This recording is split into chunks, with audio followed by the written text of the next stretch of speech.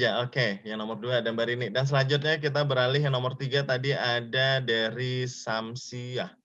Saya lupa ini tadi. Ya, Samsiah, silakan. Bapak atau Ibu Ya, ini? Oke, Mbak. saya. Silakan. Halo, suaranya Iya. ada Pak? Ya, kedengaran. Ada. Silakan. Iya. Selamat pagi Pak semuanya. Terima kasih sudah bisa join di Zoom ini. Nama saya Samsiah. Saya saya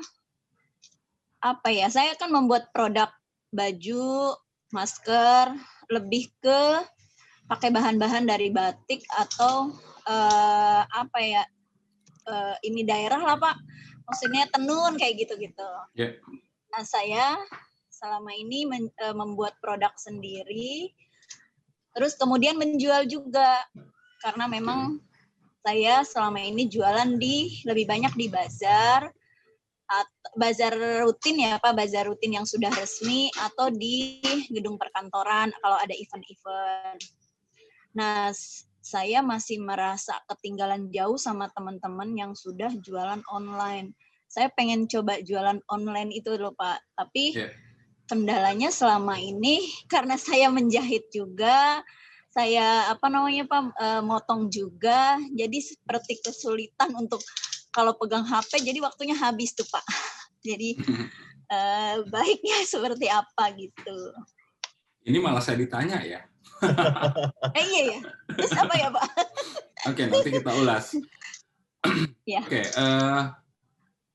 sudah berapa lama usahanya? Kalau usaha sudah 8 tahun Pak. Oke, berarti ya produsen yang bikin baju, tukang jahit, kemudian jualan juga semuanya dipegang sendiri ya? Palu gada ya? Oke, ya. Mbak Samsiah ini di mana? Saya tinggal di Tangerang, Pak, di Cimone, Tangerang. Oke, jadi pertanyaan saya, apa Mbak Samsiah ini seorang retailer atau semua hal dikerjakan? Nah, retailer itu sebetulnya pemahaman saya sih lebih ke jualan gitu ya, Pak. Betul apa enggak tuh, Pak? Makanya belajar. Intinya jualan memang. Jualan. Iya, kalau kenapa membuat sendiri semua intinya mah ini sih Pak, modalnya minim, jadi belum berani kayak pakai karyawan, jadi semua dihandle sendiri, tapi ya manajemen waktu lah Pak. Oke, ya, menarik, terima kasih. Ya Pak, sama-sama Pak. Mbak Samsiah, dan selanjutnya silahkan, kalau masih ada lagi kita cukupkan sampai 5 kali ya Mas ya? Ya. Oke, ini baru 3. Masih ada. Kalau masih ada, silakan nih, sepertinya tadi ada yang di chat juga. Ini ada yang di chat, bisa langsung biar lebih. Ini tadi ada Mbak Nasya. Mbak Nasya apa kabar? Mau langsung? Silakan Mbak Nasya, bisa di-unmute dari perangkatnya sendiri. Oh, lagi bed rest. Oke, coba dibacakan aja. Nah, ini Mbak Nasya, nah iya Palu Gada, retailer juga, bisnis owner juga, saya lebih suka ngejelasin langsung keunggulan barang saya kepada konsumer, seperti bonding langsung sama customer. Nah, ini ada yang sudah unmute juga, Mas Dedi Hari. Silakan. Mbak Dwi. Selamat pagi, Mas Dedi. Selamat pagi. Mana Mus?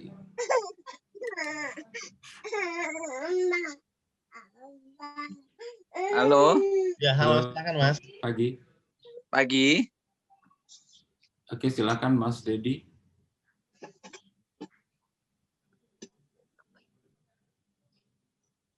Wah, menghilang. Menghilang. Oke, mungkin yang lain. Lagi mengasuh kayaknya deh. Ya, kalau masih ada yang lain, silakan.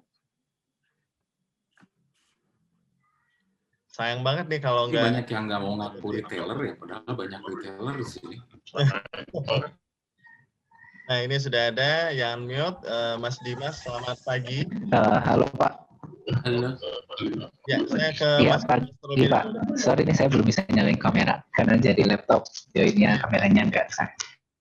Kalau saya sendiri sih retailernya di bidang fashion wanita ya. Cuman memang saya saya juga berfashion muslim. Ya. Oke, saya lanjutin Pak ya.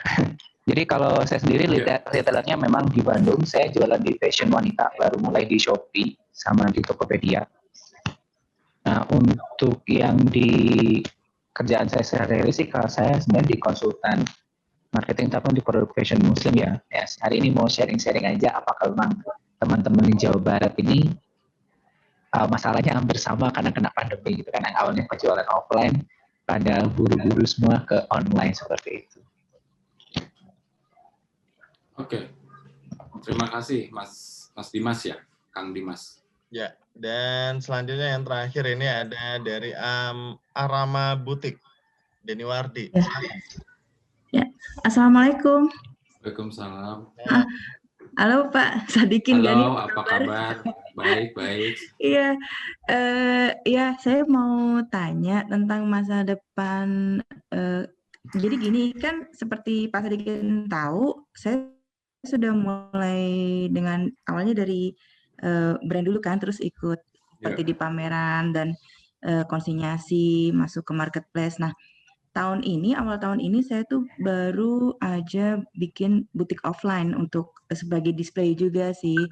Nah, lalu ternyata baru berjalan 3 bulan, 4 bulan, ada corona kan. Jadi sekarang saya kayak di push untuk menjadi online retailer, dan itu ya memang nggak mudah juga sih, lagi belajar. Nah, saya mau tanyakan, menurut Bapak, apakah offline dan online ini mana yang lebih baik dipertahankan untuk nanti ke depannya gitu loh? Karena kan ya terus terang offline ini overhead cost-nya juga lumayan ya Pak ya gitu. Jadi apakah sebaiknya hanya salah satu saja atau tetap dua-duanya atau kombinasinya atau bagaimana tuh Pak? Sebaiknya buka pabrik. Buka pabrik. Buka pabrik. Amin. Oke, itu nanti akan diulas ya di materi pertanyaannya. Itu aja sih tentang retail. Bingung. Oke, sip. Oke. Terima kasih banyak menarik. Pak. Ya. Makasih. Terima kasih. Nah, ini sudah ada 5 orang tadi Mas, dan ini kayaknya ada lagi nih yang nulis-nulis di chat ini, apakah nanti diterima atau tidak, nanti keputusannya oleh Mas Sadikin nantinya. Silakan, ada siapa lagi? Ada Mbak Henry ya, Mbak Henry ya? Ya, benar. Ini ada ya Mbak Henry Purwaningsih. Mau ngomong langsung Mbak Henry? Ya. Silakan di-unmute dari perangkat ya.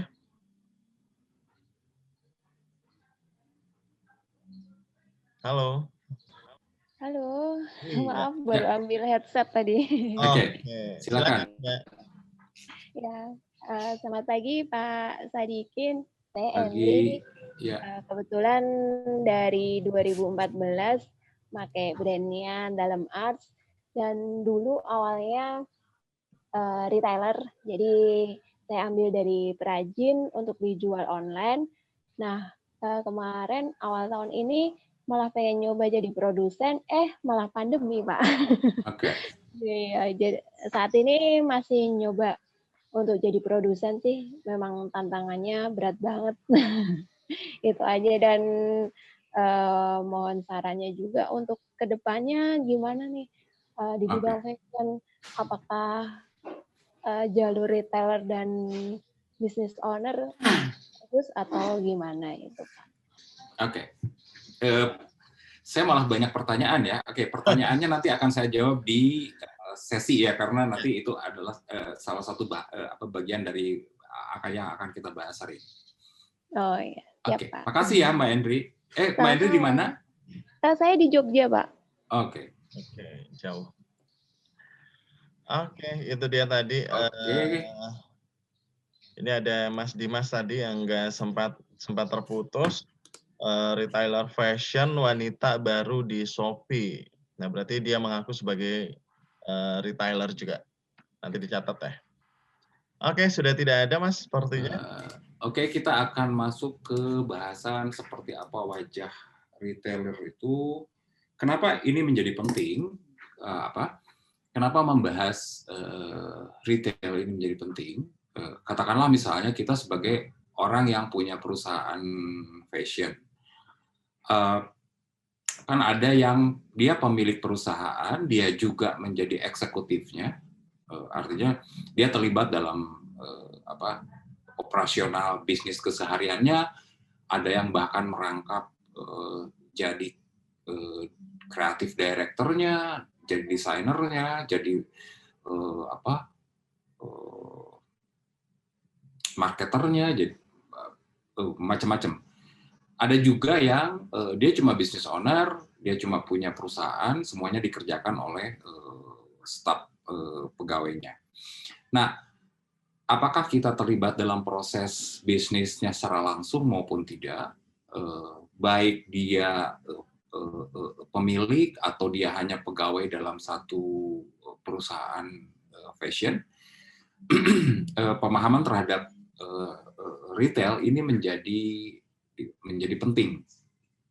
Kenapa? Karena dalam supply dalam rantai pasokan industri apapun secara lebih luas, retail ini adalah perjalanan akhir dari dari rantai pasokan yang begitu panjang. Kalau dalam fashion misalnya, kan rantai pasokannya mulai dari kalau kita bicara katun misalnya, kapas, mulai dari menanam kapas, mereka yang bergerak di pertanian kapas, penyedia kapas, kemudian ada pemintalan,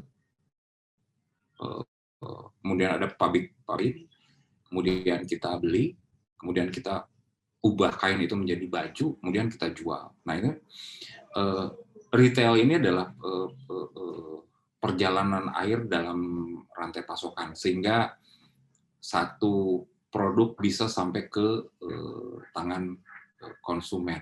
Nah, jadi ini menjadi penting karena semua rantai pasokan baru bisa berjalan kalau bagian hilirnya juga berjalan. Katakanlah, tidak mungkin produsen kapas akan memproduksi kapas kalau kapas itu tidak pernah menjadi kain dan menjadi baju kemudian laku dijual. Jadi ini sangat saling terkait. Jadi kalau kita bicara retail itu menjadi sangat signifikan karena itu adalah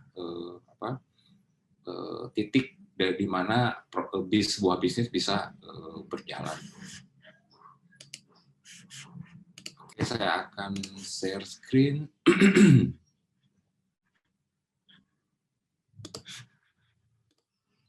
Oke, screen-nya kelihatan, bisa dikonfirmasi. Apakah sudah muncul? Halo?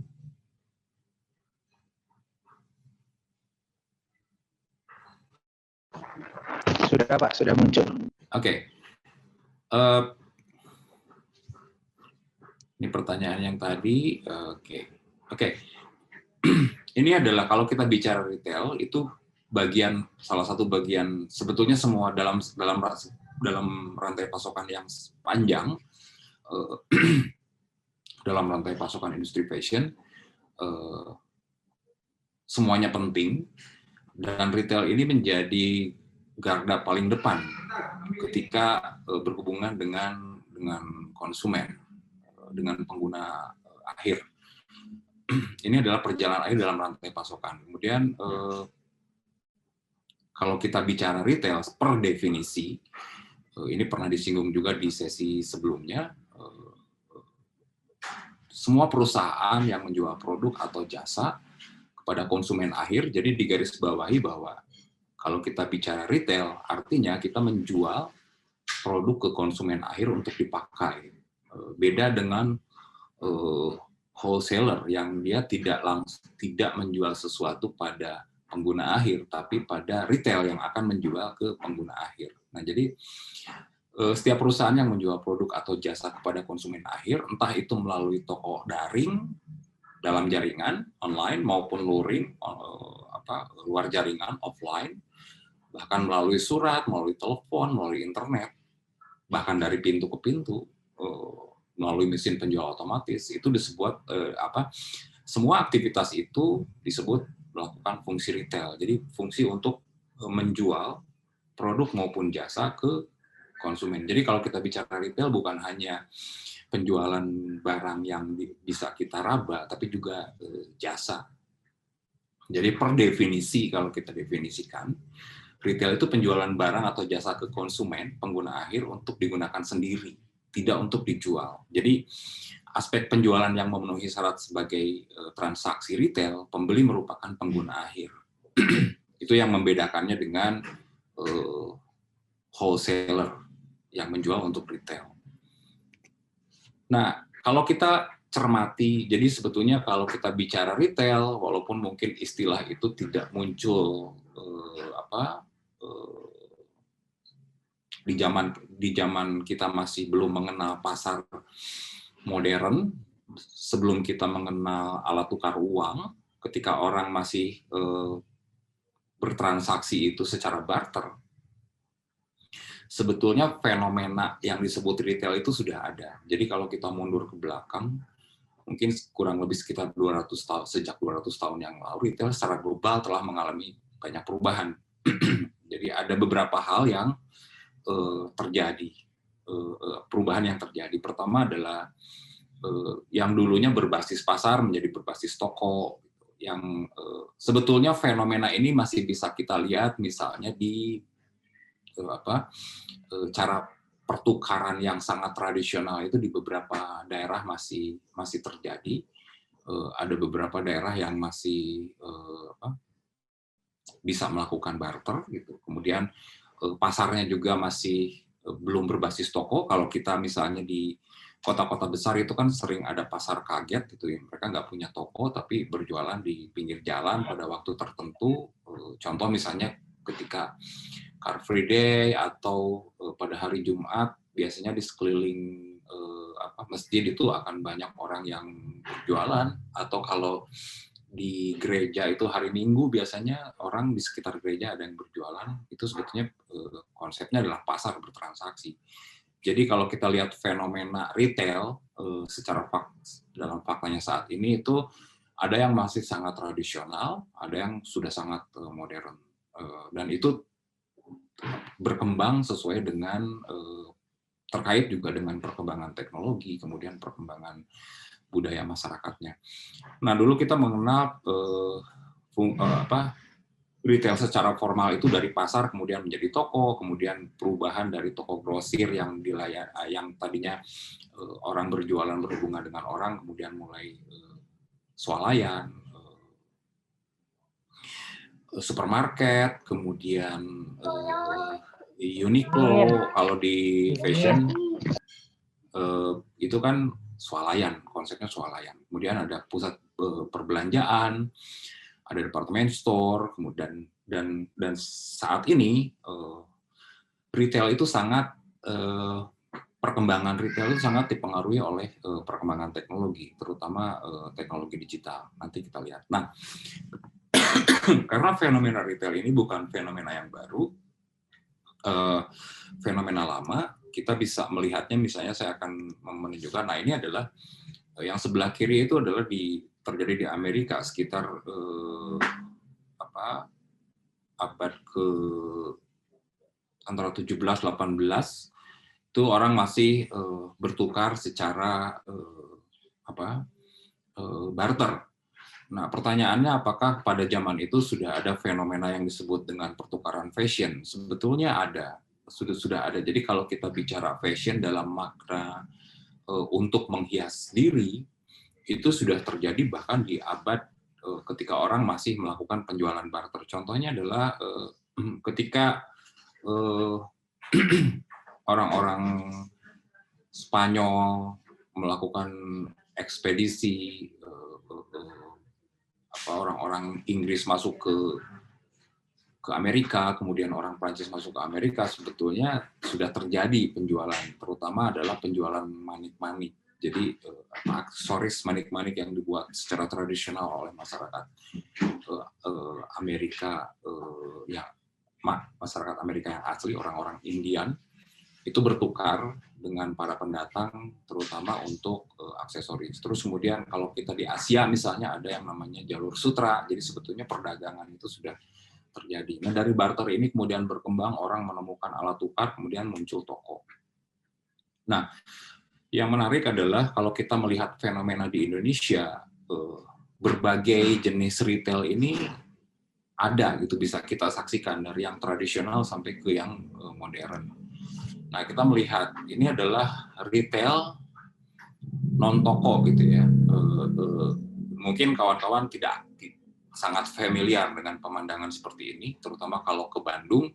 Kalau ke Bandung lewat di sekitar Tugu Monumen Perjuangan itu banyak sekali mobil berderet yang semuanya jualan baju, sepatu, aksesoris macam-macam gitu ya di mobil. Istilahnya adalah moko, mobil toko gitu. Kemudian ada juga yang jualan di gerobak, ada juga yang jualan baju di motor, kemudian ada yang jualan baju di mall ITC seperti yang sebelah kanan, kemudian ada yang juga jualan di pasar. Jadi ini sebetulnya semuanya ini menggambarkan satu ini perwajahan dari retail yang ada di sekeliling kita.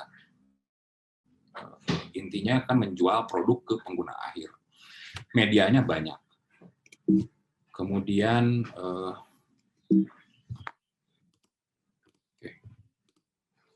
nah ini juga sangat familiar mungkin. Tadi misalnya ada Mbak Samsiah gitu yang cerita jualannya di event. Ini adalah fenomena event, bazar, pameran. Ini sangat banyak di zaman sebelum pandemi kan penyelenggaraan event, bazar, pameran itu banyak dilakukan di banyak mall. Ini adalah pemandangan yang biasa Sorry, kita Mas. lihat. Screen-nya tidak berubah, masih yang screen nomor 1. Oh gitu? Iya. Sebentar. Oke, nomor 1 itu yang mana ya? Yang masih tema fashion ini. Oh gitu. Oke. Iya, benar. Jadi saya tadi tidak nyambung ya, nggak bisa nunjukin gambar. Nah.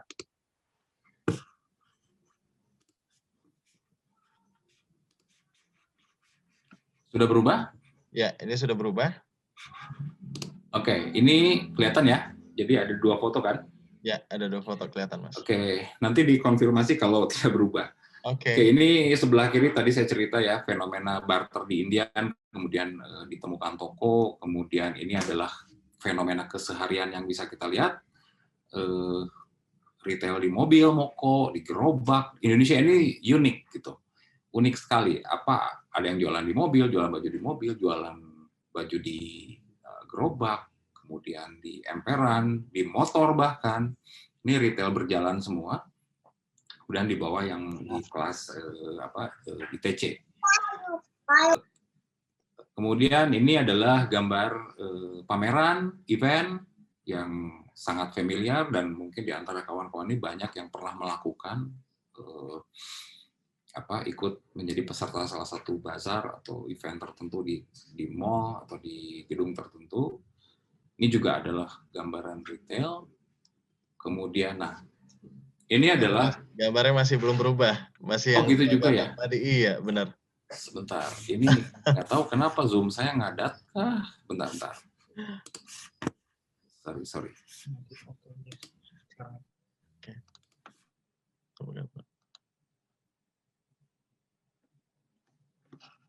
Sorry, Mas Adikin bisa dibantu unmute dari perangkatnya. Saya ngunci tadi biar nggak bocor-bocor.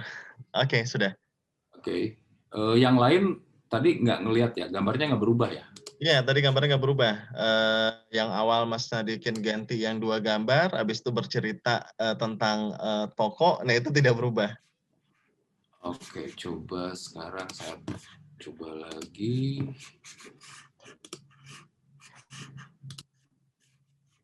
Oke, sekarang gambar toko. Gambar toko, ya. Oke, kalau saya ubah ke kiri, berubah gambarnya? Tidak berubah. Masih gambar toko. Ke kanan? Tidak berubah juga.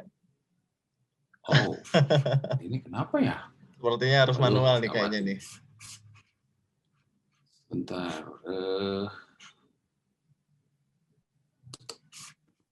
Ini kayaknya ada settingan yang berubah. Share screen.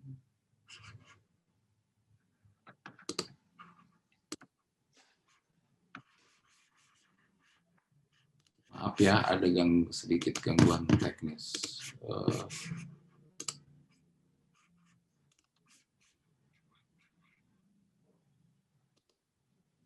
Oke, gambarnya kelihatan? Ya, sekarang gambar toko. Saya geser ya. Ya. Berubah gambarnya? Tidak berubah. Oh gitu ya, mentok ya. Kalau begini, oke, kelihatan ya gambar toko ya? Ya, sekarang gambar toko. Kelihatan? Nah, itu berubah, Mas. Ini berubah ya? Ya. Oke, nggak apa-apa, gini aja ya, daripada... Nah, sepertinya. Tetap kelihatan. Oke, nah ini kelihatan kan gambar bazar ya kan ya? Ya, benar. Ini gambar bazar, kemudian ini adalah pop-up, jadi pop-up store, toko yang dibuka, namanya pop-up, jadi tidak permanen, hanya sementara.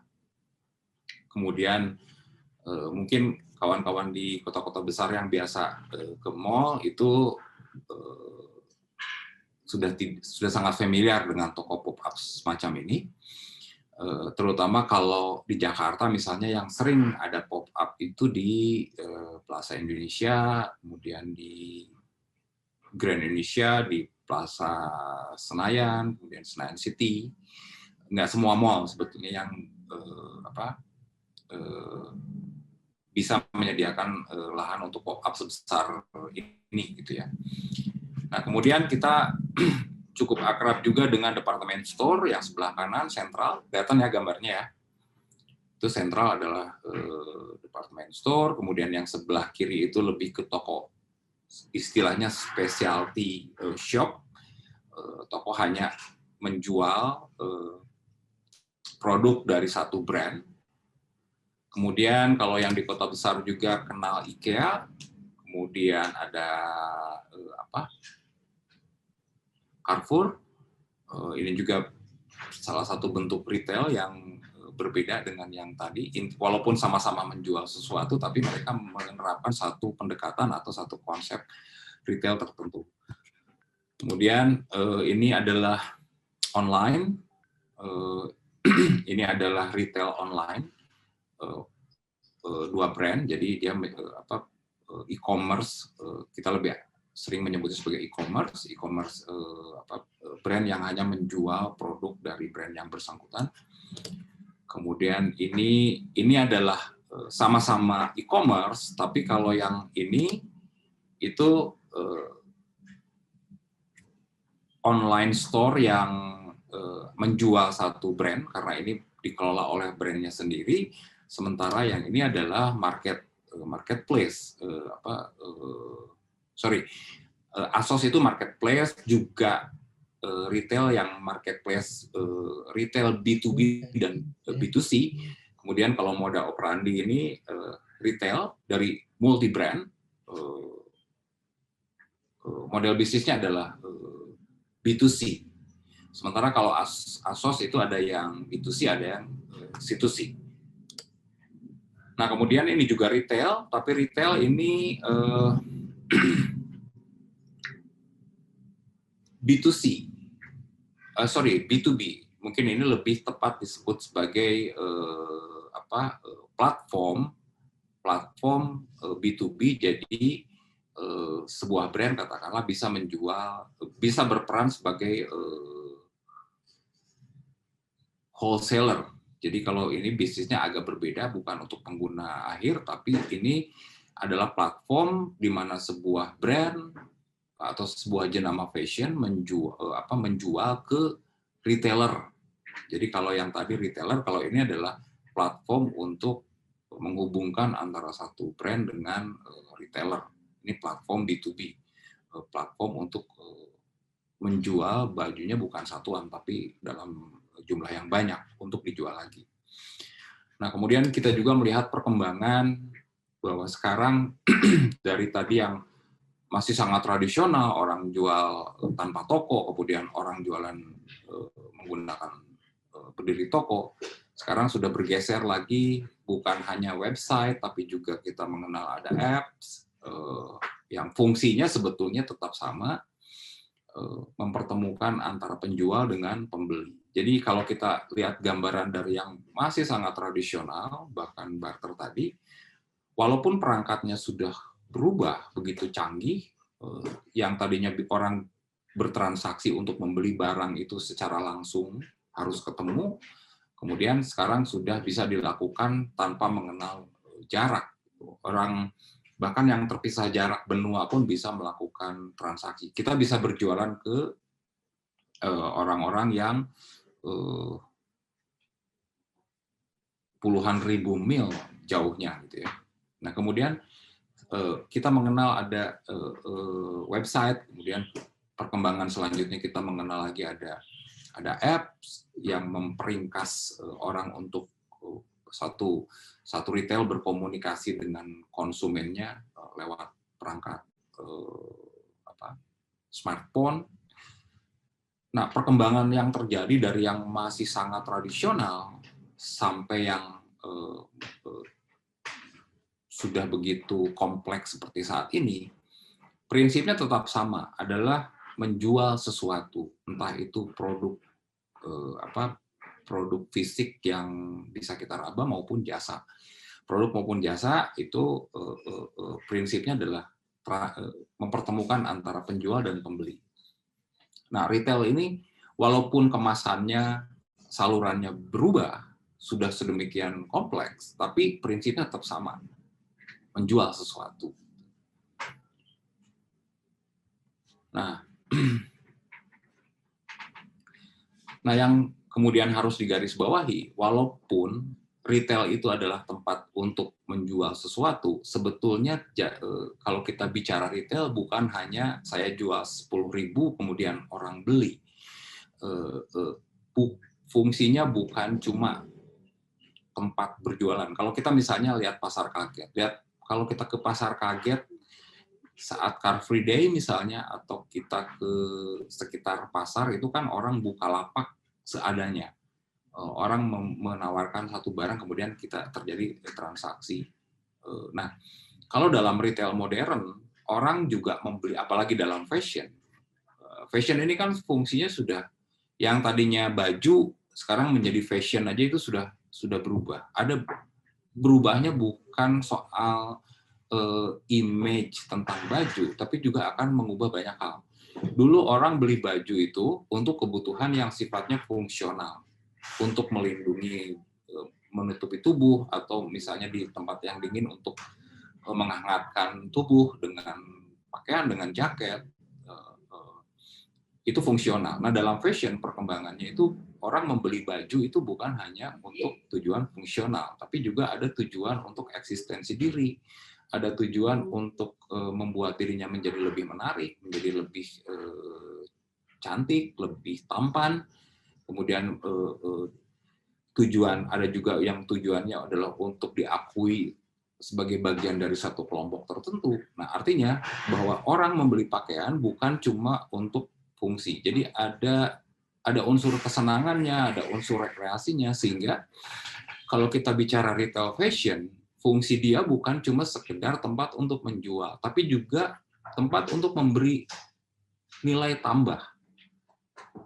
Salah satunya adalah nilai tambah yang diberikan oleh sebuah retail, tempatnya menyenangkan. Kita bisa lihatlah, kalau kita belanja ke toko yang brand besar, itu mereka menatanya dengan sangat baik, sehingga secara visual enak dilihat. Jadi, walaupun kita jualan barang, tapi tempat jualannya pun harus dibuat sebaik mungkin, senyaman mungkin. Itu adalah bagian dari aktivitas seorang retailer. Kalau saya seorang retailer, maka yang harus saya pikirkan bukan cuma bagaimana saya bisa menjual barang, tapi juga bagaimana saya bisa memberi nilai tambah. Bukan cuma di barangnya saja. Memberi nilai tambah, memberikan kita dulu sempat bahas soal pengalaman pelanggan, bagaimana seorang retailer itu juga harus menciptakan satu suasana yang membuat orang nyaman, yang membuat orang merasa puas untuk datang ke toko, kalau toko fisik. Dan orang merasa secara visual enak untuk melihat, katakanlah, online shop yang kita punya. Jadi aktivitas retailing itu bukan sebatas jualan, tapi juga memberi nilai tambah. Sehingga orang, sebelum orang membeli, kan orang harus melihat dulu sesuatu yang apakah itu menarik atau tidak. Gitu. Kita akan memasuki satu toko yang tampaknya lebih menarik dibandingkan toko yang seadanya. Dan kita akan lebih percaya pada toko yang secara visual keadaannya baik dibandingkan toko yang apa adanya, penataannya buruk misalnya. Nah, itu bagian dari memberi nilai tambah. Ini adalah tugas seorang retailer, bagaimana dia memberi nilai tambah. Jadi bukan cuma sekedar menjajakan. Gitu ya. Jadi kalau dinarasikan secara lebih deskriptif, retail adalah berbagai strategi dan aktivitas bisnis yang menambah nilai barang dan jasa yang dijual kepada konsumen. Nah, menambah nilai inilah yang harus selalu kita garis bawahi. Berbagai strategi untuk menambah nilai produk dan jasa yang ditawarkan kepada pelanggan merupakan aktivitas atau strategi retailing. Jadi kalau retail itu adalah jual kepada konsumen, retailing itu bukan cuma menjual, tapi juga memberi nilai tambah sehingga orang mau membeli produk yang kita tawarkan. Kalau toko secara visual harus bagus, pelayanannya harus oke, komunikasinya harus baik, kemudian pelayanannya harus oke. Jadi aktivitas retailing juga memberi nilai tambah dalam banyak aspek. Yang jelas bahwa semuanya harus berfokus pada konsumen. Tujuan kita adalah memberikan kepuasan konsumen, bukan cuma di kepuasan dia memperoleh produk, tapi juga kepuasan ketika mereka berhubungan dengan kita. Jadi, secara singkat, retailing mencakup berbagai kegiatan bisnis yang berlangsung dalam proses penjualan barang dan jasa kepada konsumen. Nah, kalau kita bicara soal proses berjualan, kita jualan, retail itu menjual produk. Tapi garis bawahi bahwa produk itu bisa terjual kalau juga kita sistem yang ada di belakangnya juga berjalan, sistem penyimpanan barang, sistem stockingnya, kemudian pengelolaannya. Jadi kalau kita bicara retail itu tidak hanya sebatas di tokonya saja, karena baju yang dijual di toko itu hanya mungkin terjadi kalau sistem yang mendukungnya itu ada. Kemudian kalau di online kan online shop juga harus terkait dengan soal pengiriman, soal shipping, terkait dengan soal bagaimana mengemas, itu bagian dari aktivitas retail, bagian dari retailing. Jadi berbagai aktivitas yang terjadi itu bukan cuma di toko, tapi juga di sistem yang ada di belakangnya. Oke, jadi kalau kita sederhanakan, ini sebetulnya gambarannya yang sangat sederhana. Aktivitas retailing itu mencakup visual merchandising, display, kemudian iklan, pemasaran. Karena kalau kita menjual barang, orang harus tahu, dan itu ada mekanisme bagaimana membuat orang tahu toko kita, membuat orang tahu website kita, membuat orang tahu barang yang kita jual, mereka tahu website itu, dan seterusnya. Kemudian terkait juga dengan layanan dan interaksi dengan pelanggan, terkait juga dengan branding, kemudian desain toko, entah itu toko offline maupun online, kemudian logistik. Itu sangat terkait. Jadi bicara aktivitas retailing bukan cuma titik di toko saja, tapi di banyak aspek yang mendukung bagaimana konsumen bisa membeli produk kita. Toko itu kan sebetulnya titik akhir, tapi bagaimana proses mengantarkan supaya konsumen datang ke toko kita dan bagaimana mereka membuat mereka betah, itu adalah aktivitas yang mendukung aktivitas retailing yang memungkinkan kita bisa menjual produk yang kita buat dengan lebih baik. Nah, dari semua aktivitas itu, jadi kalau kita bicara aktivitas retailing, apa sih sebetulnya yang menjadi fokus utama kalau kita mau bicara soal aktivitas retailing? Yaitu bahwa prinsip retailing memberi nilai tambah yang berpusat pada kepuasan konsumen. Jadi tetap bahwa pusat kita adalah kita jualan baju bukan cuma pada kualitas, bagaimana membuat kualitas baju yang baik, tapi juga bagaimana membangun kepuasan, bagaimana membuat konsumen kita puas. Jadi semua aktivitas retail itu pusatnya adalah kita pijakannya harus pada atau pondasinya itu bagaimana kita membuat konsumen puas. Nah, konsumen puas ini kan bukan cuma di harga. Konsumen puas datang ke toko enak, membuka websitenya nyaman, navigasinya bagus, kemudian penataan tokonya juga oke, sehingga sebelum mereka membeli sudah punya pengalaman yang menyenangkan. Nah, kita bisa bayangkan kalau di awal saja sudah tidak menyenangkan, bagaimana kita bisa menjual barang. Artinya, salah satu bagian terpenting dari retailing adalah menarik entah itu pelanggan aktual maupun yang potensial untuk merasa nyaman atau puas ketika berhubungan dengan kita. Oke, jadi prinsipnya itu ya.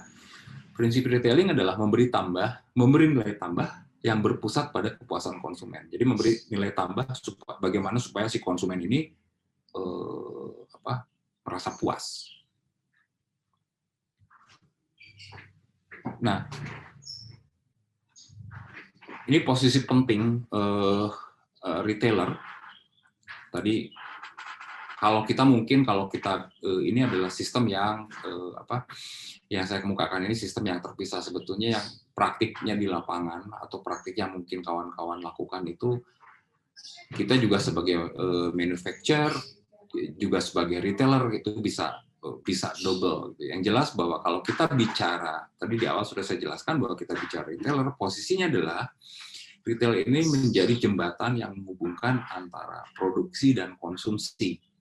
Karena dia berhubungan langsung dengan pengguna akhir, artinya baju yang dibeli itu dikonsumsi oleh pembelinya, bukan untuk dijual lagi.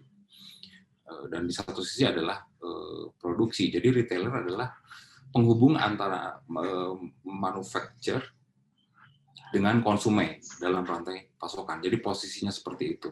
Nah, kalau kemudian kita lihat flow-nya, lihat alirannya, nah ini adalah aliran industri fashion yang konvensional seperti ini. Jadi aliran produksi fashion itu dari manufacturers, kemudian ke wholesalers, kemudian ke retailer. Jadi manufacturers ini kan yang membuat baju, mengubah dari kain menjadi sesuatu produk yang bisa dikonsumsi, bisa dibeli orang. Nah, cara kerjanya biasanya dari manufacturer atau pabrik lah, kurang lebih gitu, pabrik yang membuat baju, kemudian nanti dibeli oleh wholesalers. Wholesalers ini adalah membelinya bukan cuma satu karena dia untuk dijual lagi, dia akan membeli dalam jumlah yang banyak. Kemudian wholesalers ini adalah wholesaler ini menjual selanjutnya menjual ke retailer yang akan berhubungan dengan konsumen. Alurnya seperti ini. Nah, dalam praktiknya bisa saja dia juga sebagai manufacturer, dia sebagai retailer, atau bisa juga dia sebagai wholesaler, dia juga sebagai retailer. Jadi ini adalah gambaran yang konvensional, tapi dalam praktiknya bisa wholesalers bisa juga berperan sebagai retailers, retailers juga sebagai manufacturers, gitu. Bisa seperti itu. Kalau kita mulai dari pengerjaan bajunya diproduksi oleh kita sendiri, kemudian dijual oleh kita sendiri, ya kita mengambil peran itu. Zara misalnya menerapkan model bisnis seperti itu. Semuanya dari ujung sampai ujung itu dikelola oleh brand.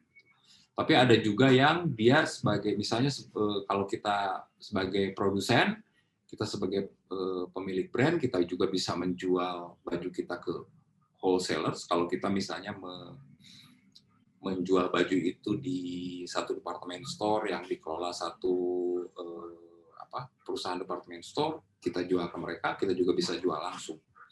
Nah, ini pertanyaannya adalah kita akan memilih yang mana? Apakah kita akan menggunakan apakah kita akan menjual baju kita lewat wholesalers atau kita menjual langsung ke konsumen atau kita menjual ke reseller. Kalau kita kan ada yang namanya mungkin kawan-kawan lebih familiar dengan reseller. Sebetulnya perannya sama dengan wholesalers gitu. Dia jual dia sebetulnya sebagai wholesaler dan retailer karena dia mengambil produk dari kita, kemudian dia dalam jumlah yang banyak kemudian dijual lagi. Nah, dalam praktiknya itu bisa beragam, tapi gambarannya kurang lebih kalau kita mengikuti alur yang konvensional seperti ini, perannya bisa kita ambil, kita bisa mengambil semua peran atau kita membagi peran itu seperti yang ada di gambar ini. Nah, keputusan apakah kita menggunakan wholesaler, keputusan kita menggunakan resellers, apakah menjual langsung, itu sangat tergantung dari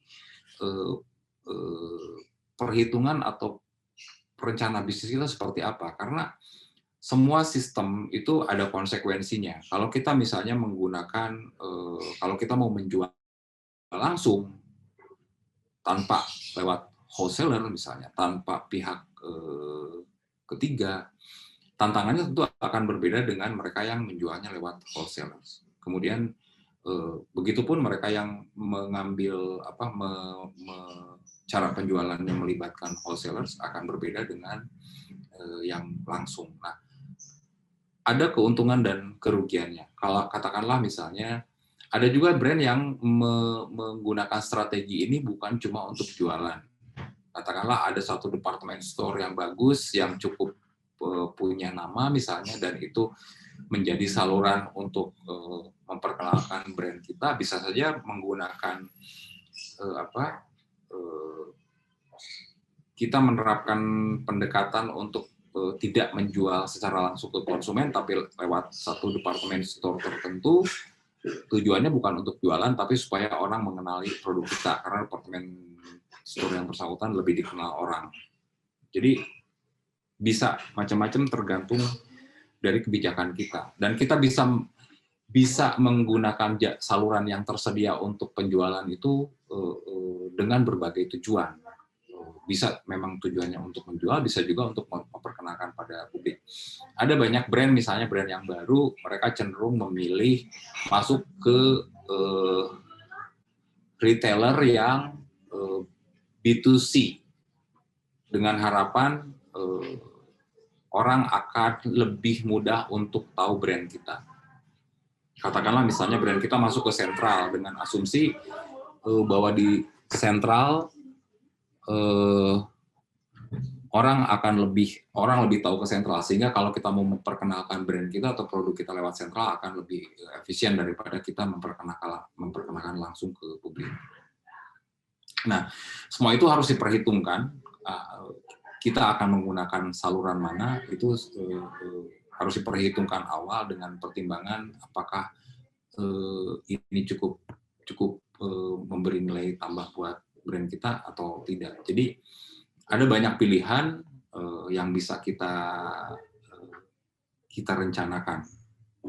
Tapi yang harus digarisbawahi adalah kita harus tentukan apakah tujuan kita untuk memperkenalkan brand kita atau menjual kita itu menjadi sangat penting ketika kita mengambil keputusan saluran mana yang akan kita pakai. Nah, kemudian kalau kita bicara jenis layanannya, ada 3 jenis layanan yang layanan integrasi vertikal dalam retail. Pertama adalah integrasi ke depan. Integrasi ke depan itu artinya bahwa kita menjual produk ke depan, artinya kita akan lebih banyak mengontrol proses kepenjualan. Kita misalnya, biasanya kalau sebuah brand fashion itu kan punya toko resmi sendiri, dia juga punya distributor, artinya pihak di luar dia. Nah, kalau yang menggunakan integrasi ke depan, dia tetap akan mengontrol, katakanlah ada retailer yang lain, dia akan tetap kontrol itu, sehingga proses penjualannya tetap dalam kendali si brand yang bersangkutan. Jadi ada brand yang fokusnya bagaimana saya menjual strateginya adalah bagaimana pendekatannya untuk berhubungan langsung dengan konsumen, ada juga yang pendekatannya ke belakang, artinya dia memperpendek rantai pasokan. Contohnya misalnya IKEA itu memperpendek rantai pasokan.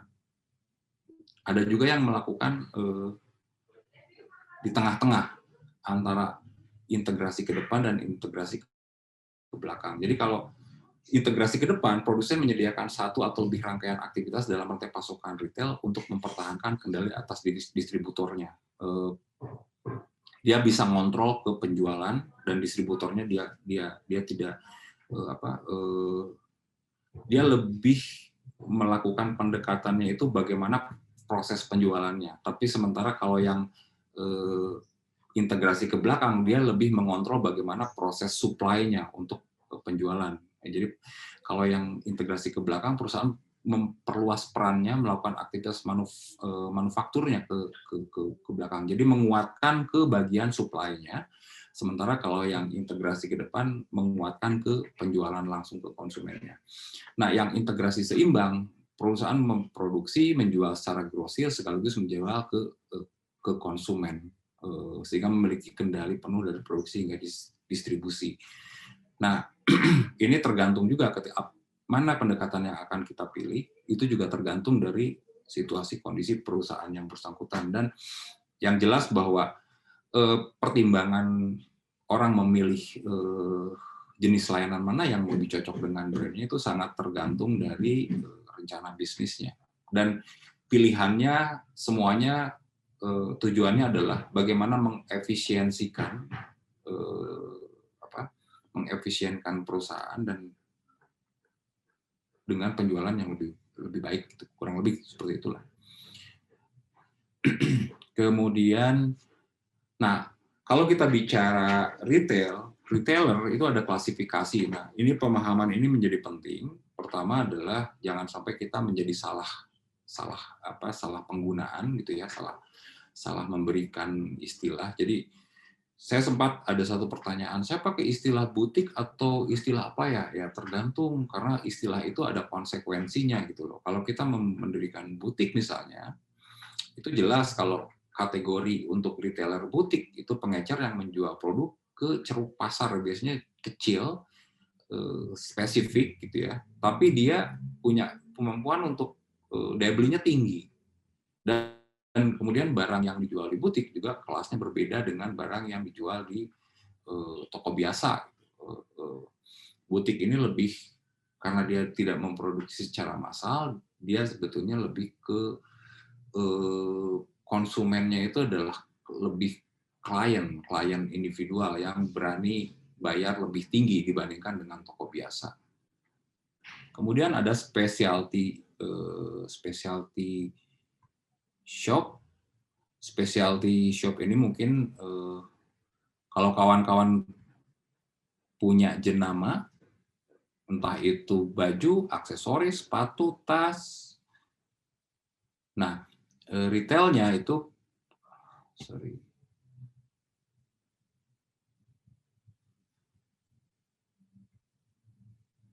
retailnya itu masuk dalam kategori specialty shop sesuai dengan namanya. Kalau kita bicara tadi butik, kalau butik itu lebih ke ceruk pasar yang spesifik dan punya daya beli tinggi, dan biasanya kualitas barangnya juga lebih tinggi dibandingkan yang diproduksi secara massal.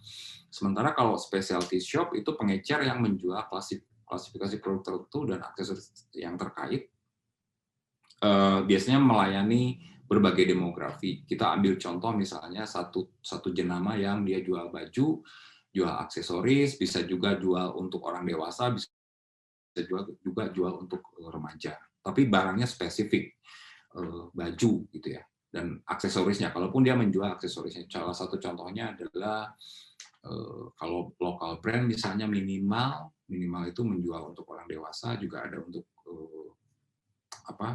anak mudanya gitu ya. Nah, kemudian department store berbeda dengan special shop, karena department store sesuai dengan namanya ini berangkat kalau secara historis itu untuk pengkategorisasian produk. Jadi kalau kita masuk ke department store kan kita selalu ada navigasi, ini baju untuk anak, baju untuk remaja, baju untuk laki-laki, baju untuk perempuan. Jadi per kategori macam barangnya. Kemudian ada bagian untuk peralatan rumah tangga dan seterusnya. Ada yang hard goods, soft goods gitu.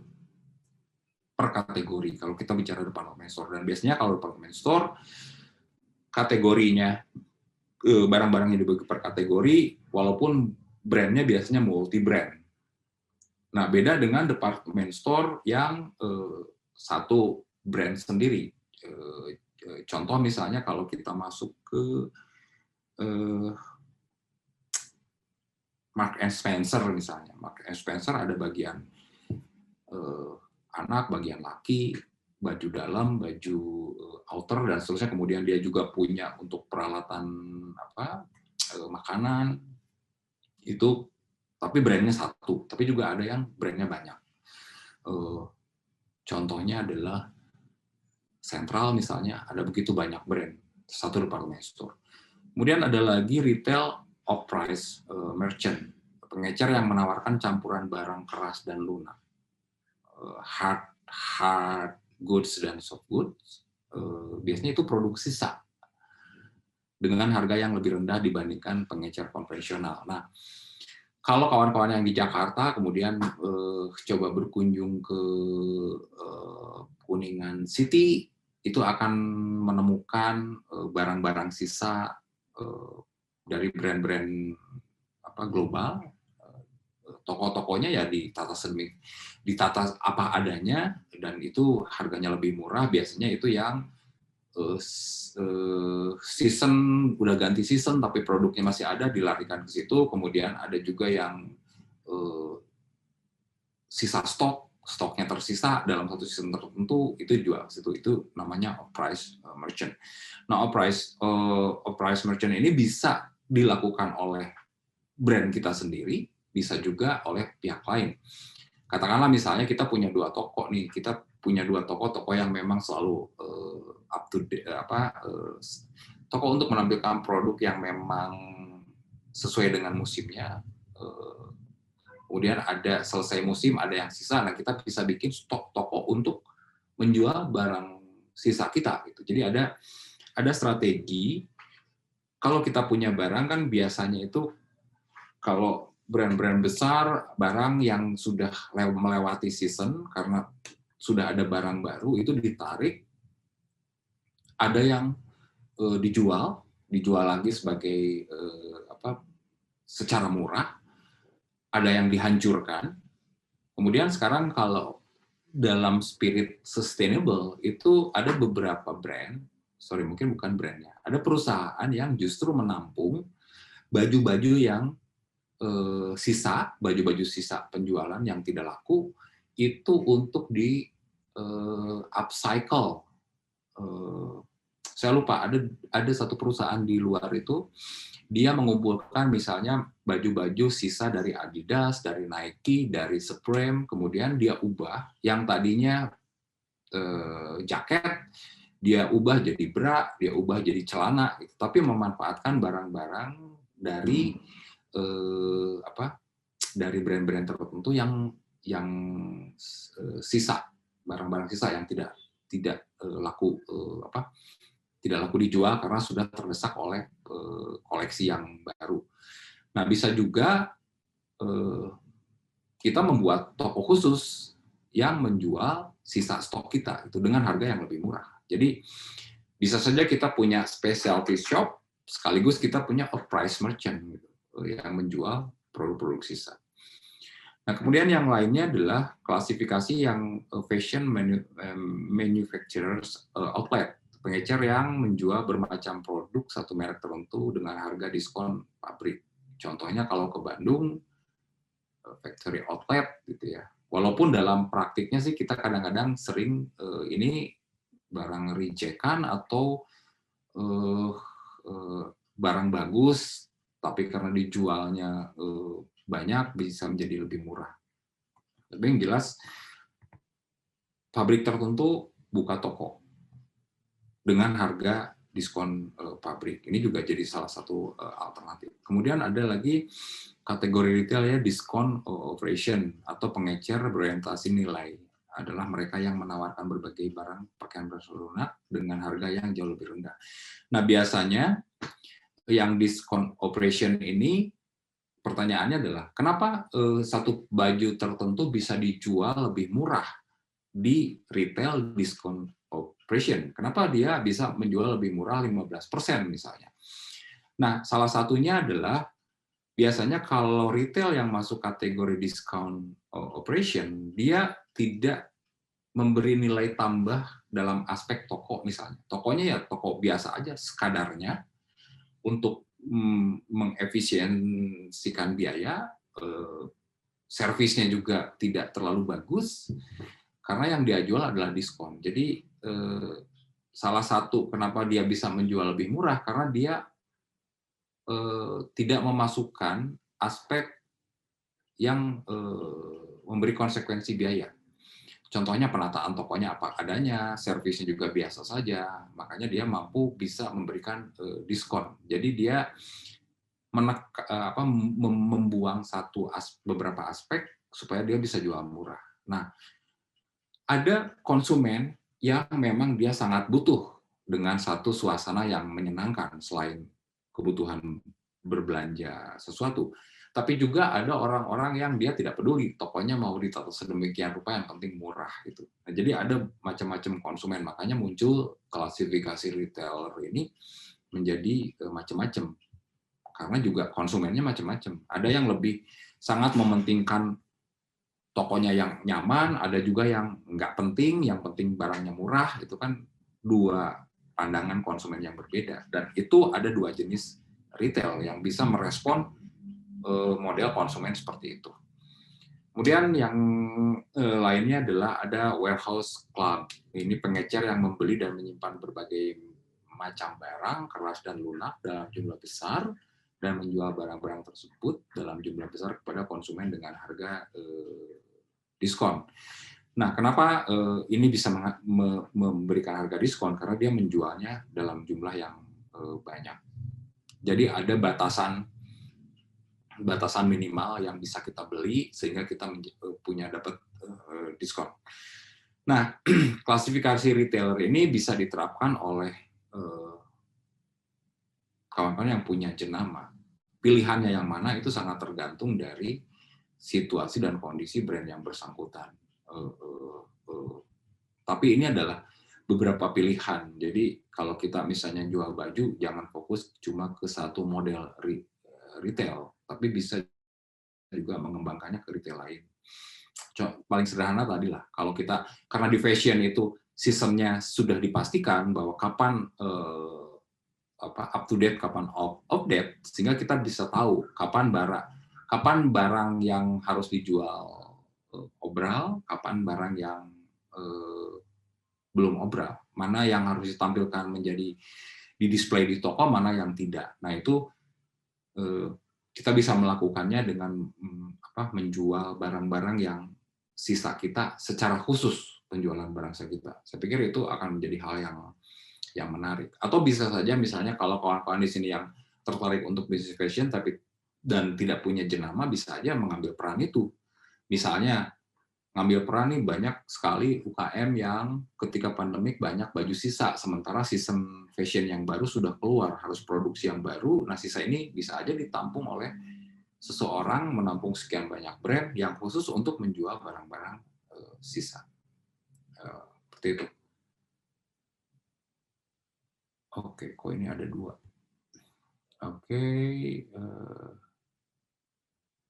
Nah, selanjutnya kalau kita masuk ke pendekatan retail, ini sebetulnya berkembang seiring dengan perkembangan teknologi.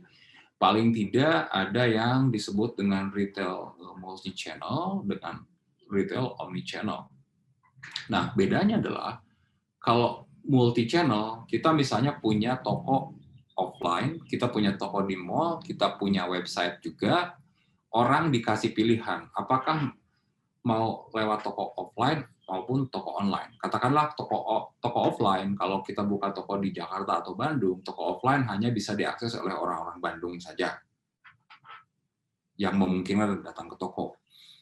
Nah, untuk orang-orang yang di luar Bandung, kita menyediakan retailnya dengan kanal, dengan saluran lewat website. Nah, website dan toko offline itu adalah saluran kita berjualan. Orang bisa memilih, baik bisa memilih lewat offline maupun lewat online. Masing-masing punya punya pengaturan stoknya sendiri, cara pengirimannya sendiri, kemudian yang toko pun demikian. Nah, itu disebut dengan multi channel. Jadi multi channel itu kita punya banyak channel untuk menjual barang yang untuk menjual produk kita di banyak channel. Entah itu di toko, di website, di mobile, di media sosial. Ini kan sebetulnya multi channel sudah biasa kita lakukan. Kita punya toko, kita jualan juga di website, kita jualan juga lewat media sosial, kita jualan lewat WhatsApp. Itu disebut dengan multi channel. Nah, yang kemudian terbaru yang disebut dengan omni channel. Bedanya apa gitu? Kalau multi channel itu kan cuma alternatif pilihan untuk banyak orang. Katakanlah toko kita di Bandung, orang yang beli di website itu cuma orang-orang luar Bandung. Yang beli ke toko itu cuma orang-orang Bandung. Nah, kalau dalam omni channel, semua saluran yang kita gunakan untuk jualan itu saling terhubung. Jadi sistemnya satu, bukan lagi alternatif. Jadi orang bisa saja lewat website barangnya yang ada di toko. Jadi antara database toko dengan website itu nyambung. Kemudian orang juga bisa beli lewat media sosial, database-nya nyambung. Nah, kalau di multi channel kadang-kadang, contoh misalnya, kalau saya ambil contoh Periplus, toko buku. Periplus itu punya website, dia juga punya toko. Nah, kalau kita beli di toko, kita hanya bisa beli barang yang ada di toko itu. Kemudian kita kalau beli di website, kita hanya bisa beli barang yang ada di website itu. Jadi, dia hanya menyediakan alternatif untuk saluran penjualan, tapi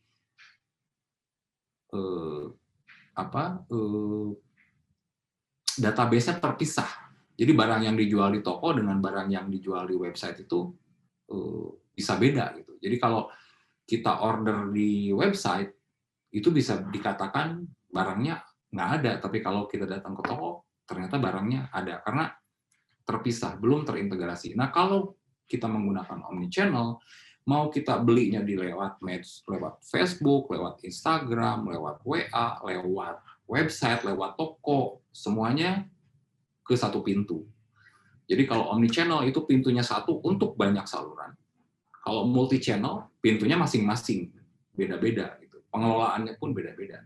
Nah, omnichannel itu memberikan kemudahan karena kita bisa mengontrol semua saluran penjualan yang kita sediakan. Dan pengelolaannya lebih jelas, lebih efektif, dan lebih efisien daripada kita harus mengelola satu-satu.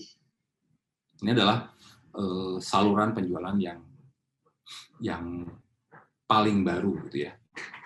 Jangan ketukar antara multi-channel dan omni-channel. Kita bisa saja punya store, web, mobile, media sosial, tapi kalau multi-channel, karena pengelolaannya beda-beda. Sementara kalau omni-channel, pengelolaannya terintegrasi.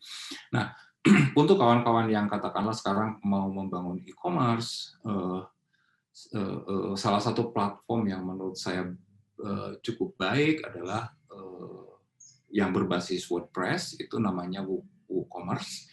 Nah, kalau kita punya online shop atau toko online store dengan platform WordPress dan kita menggunakan WooCommerce untuk toko online-nya, itu mereka sudah terintegrasi antara dia dengan Instagram, dengan Facebook. Jadi kalau kita update produk, nyimpan satu katalog produk di online shop kita, maka secara otomatis katalog itu akan muncul di marketplace kita yang ada di Facebook, dan kita akan tahu ketika terjadi transaksi tetap ke satu pintu walaupun salurannya berbeda, dan sekarang teknologi itu sudah sangat memungkinkan.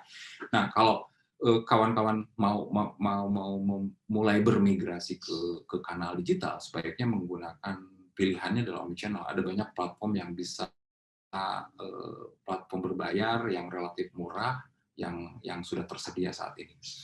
Nah, kemudian menjawab pertanyaan, apakah kalau saat ini terutama setelah pandemi kita harus online atau offline? Menurut saya online dan offline itu bukan pilihan yang harus diambil salah satu, tapi harus dua-duanya. Karena dengan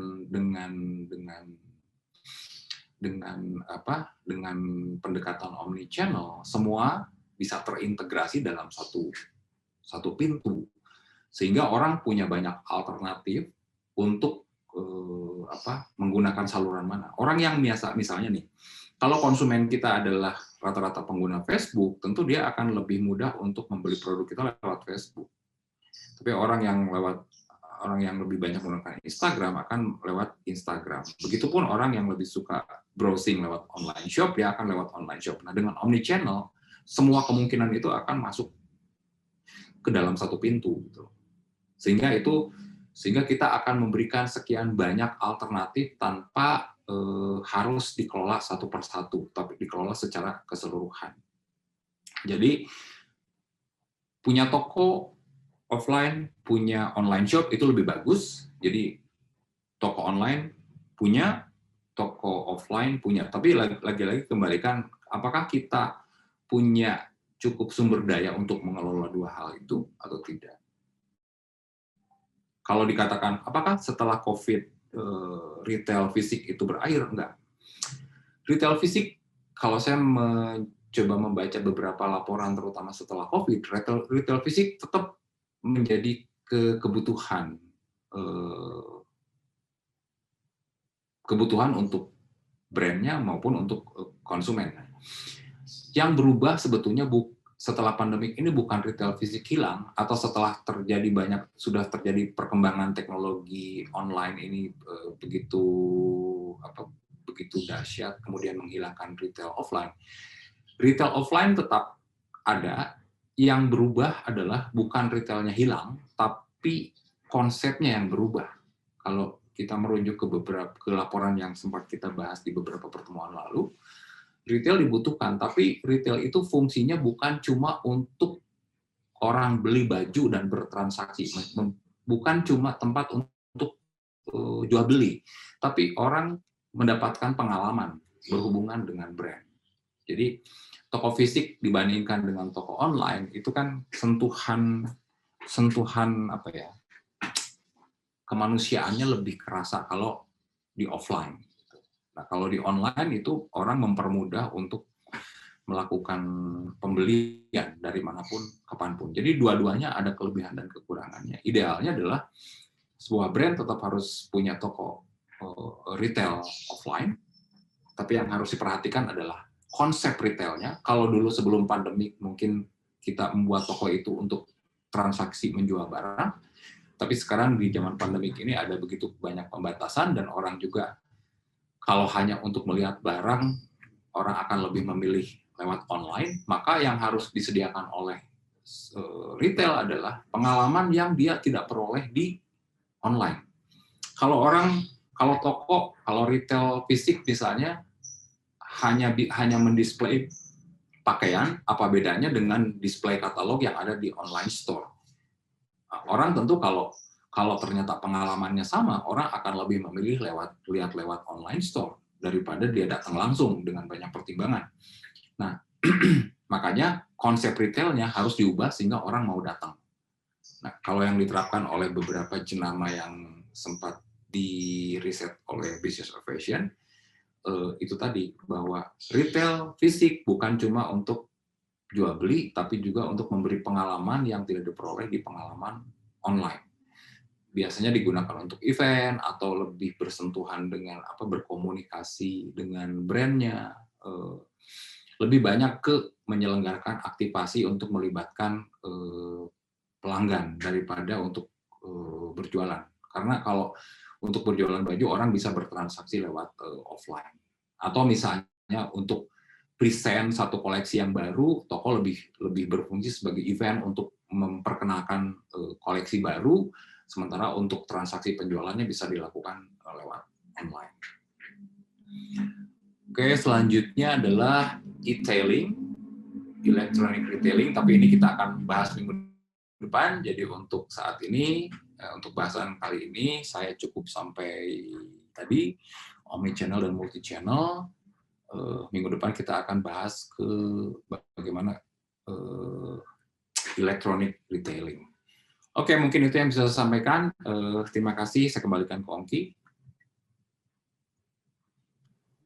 Ya, oke, terima kasih Mas Sadikin. Ini materi cukup menarik sekali dan tentunya tidak semuanya kita bisa memahami retailing itu sebenarnya apa sih sebenarnya. Nah, ini setelah dipaparkan oleh Mas Sadikin tadi, secara step by step kita paham. Ternyata banyak yang harus dipahami lebih dalam tentang retailing ini dan tentunya dari klasifikasi dan tadi juga ada beberapa pembagiannya. Nah, buat teman-teman yang tadi sempat bertanya di awal, nah kalau tadi kita belum sesi pertanyaan, tadi adalah Mas Sadikin yang bertanya, sekarang silahkan. Teman-teman yang ingin bertanya silahkan raise hand, nanti saya akan bantu buka unmute-nya dari sini. Ya, ini sudah ada yang komen, oke, dari Mbak Rini. Sebentar saya akan buka unmute-nya.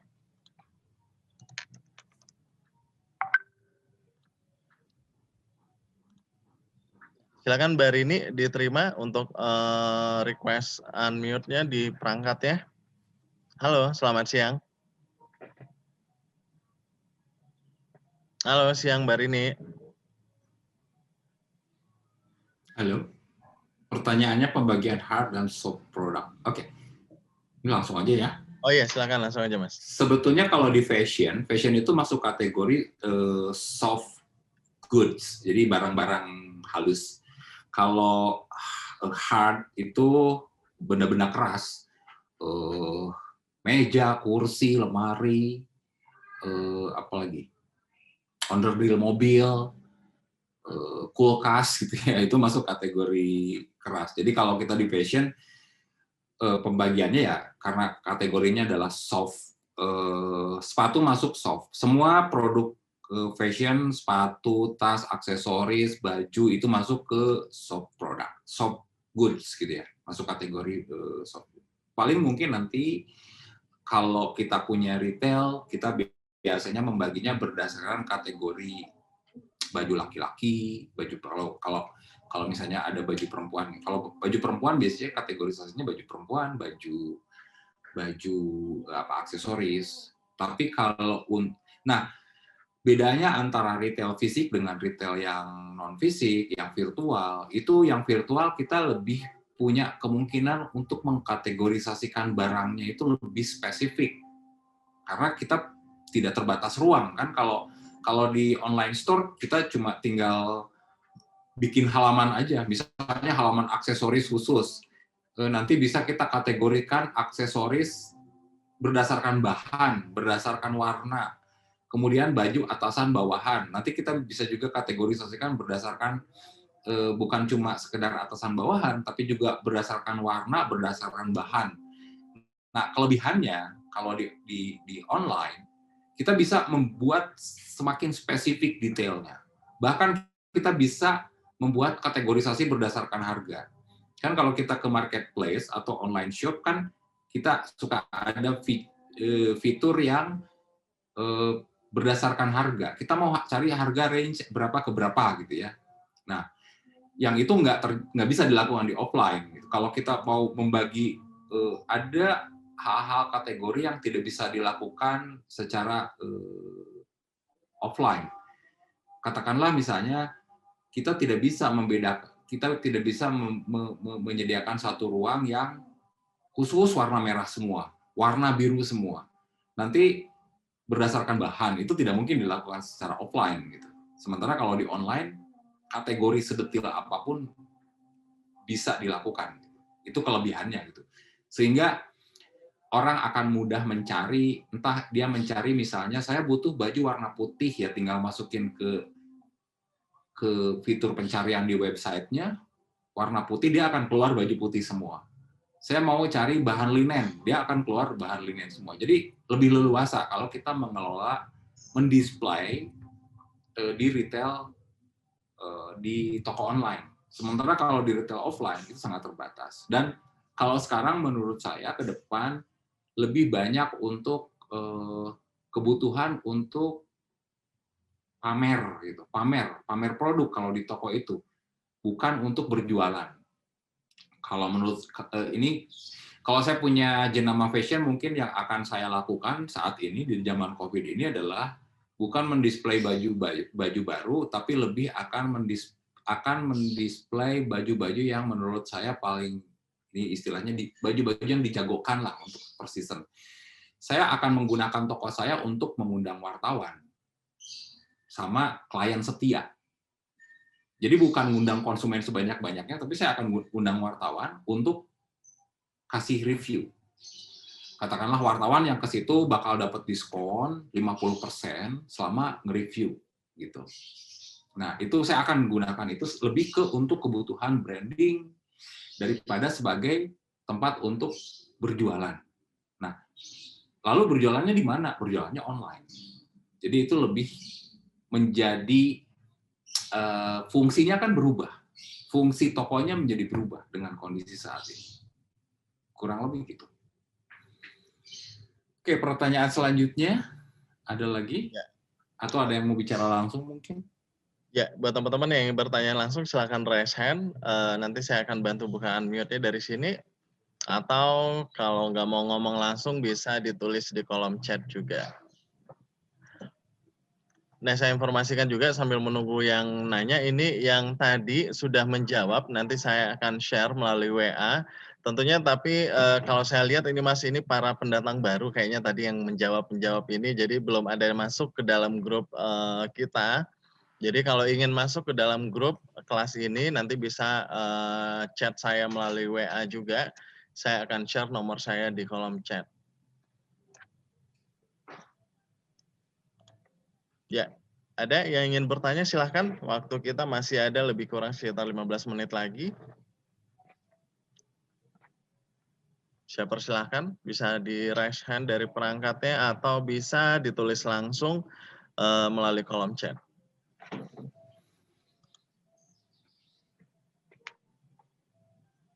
Belum ada sepertinya, Mas.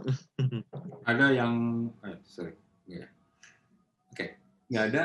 Saya mungkin mau menggarisbawahi bahwa kalau kita bicara retailing itu juga tolong diperhatikan bahwa keberhasilannya juga sangat tergantung dari semua sistem. Jadi kalau kita bicara toko aja, katakanlah, kita cuma tidak bisa tidak hanya fokus bagaimana menyediakan pelayan yang baik atau menyediakan toko yang bagus, yang sesuai dengan karakter brand kita, tapi juga pikirkan bahwa retail itu sangat terkait dengan produksi, dengan supply gitu. Jadi toko tidak mungkin bisa berjalan dengan baik kalau sistem yang dibaliknya atau infrastruktur pendukungnya juga tidak baik.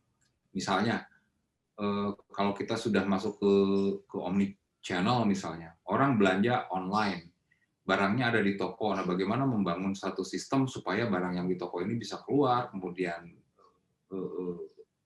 pengirimannya baik, itu kan diperlukan satu pengaturan yang terintegrasi, bukan cuma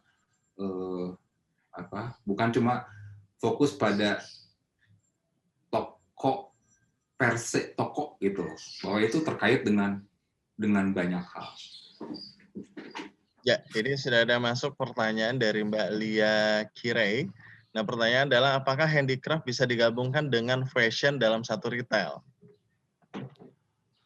Handicraft, nah ini handicraft ini tergantung juga jenis handicraftnya, karena handicraft ini kan sangat luas. Mungkin kalau handicraft dalam kaitannya dengan aksesoris yang berhubungan dengan penampilan, dengan style mungkin bisa. Tapi kalau untuk kan ada handicraft yang tidak berhubungan dengan fashion. Selama handicraftnya masih masuk kategori aksesoris untuk penampilan, itu bisa. Itu sangat bisa. Sebetulnya yang harus diperhatikan adalah bahwa kalau kita bicara retail, di dalamnya itu ada sekian banyak aktivitas. Contohlah kita mau jualan, supaya apalagi kalau misalnya jualannya offline, kita tidak punya toko online gitu ya. Bukan hanya membuat tokonya yang nyaman, yang baik, yang pengaturannya baik, tapi juga dipikirkan bagaimana orang supaya mau datang ke situ.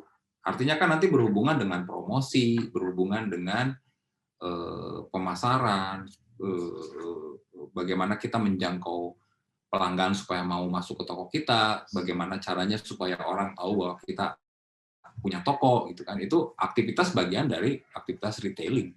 Artinya semua aktivitas yang mengarahkan orang untuk berbelanja, yaitu masuk bagian dari retailing. Kemudian juga nanti terkait dengan merchandising. Merchandising bagaimana dia mereview barang mana yang lebih laku, barang mana yang tidak laku, barang mana yang lebih banyak ditanyakan orang tapi tidak dibeli, barang mana yang lebih banyak ditanyakan orang tapi dibeli, barang mana yang tidak pernah ditanyakan orang tapi orang mau beli, itu kan macam-macam gitu ya. Ada barang yang kayaknya semua orang yang datang ke toko atau datang ke website pasti nanya barang itu. Tapi dari 100 orang yang nanya, cuma 5 orang yang beli. Ada satu barang yang orang tidak pernah tanya barang itu, tapi dilihat dari datanya, kok ada 100 yang terjual. Nah ini kan pertanyaan, kenapa gitu? Kenapa orang begitu penting untuk menanyakan satu produk, tapi tidak beli? Tapi ada orang yang tidak tanya produk, tapi beli gitu loh. Itu kan, nah itu merchandiser yang harus memantau informasi seperti itu, mencari kenapa bisa begini gitu. Kemudian dia harus tahu barang mana yang ditaruh di depan, barang mana yang ditaruh di belakang. Dari sekian banyak koleksi itu barang mana yang harus taruh di samping, barang mana yang harus di styling. Kalau kita masuk ke toko, katakanlah misalnya ke Zara gitu atau ke Uniqlo, kan nggak semua baju di styling kan, nggak semua baju ditaruh di manekin kan. Ada baju-baju tertentu yang ditaruh di depan, begitu kita masuk udah ada di manekin gitu kan, baju-baju tertentu. Nah itu kan bukan mana suka kita nempel, itu atas pertimbangan sesuatu. Bisa produk, bisa koleksi yang baru, bisa juga koleksi yang jumlahnya banyak, sehingga berharap baju itu lebih banyak terserap kalau di display dengan menggunakan di styling. Terus juga kalau campaign, misalnya bikin promosi, bikin banner untuk campaign, bikin poster, juga kan tidak hanya barang tertentu aja yang dimunculkan. Nah itu pilihannya itu, kalau kita sudah punya satu sistem yang semuanya tertulis, katakanlah kita sudah menerapkan omnichannel, pertimbangan-pertimbangan mana produk mana yang harus di-display di depan, produk mana yang harus dikampanyekan, itu sangat tergantung dari catatan yang sudah ada di database kita.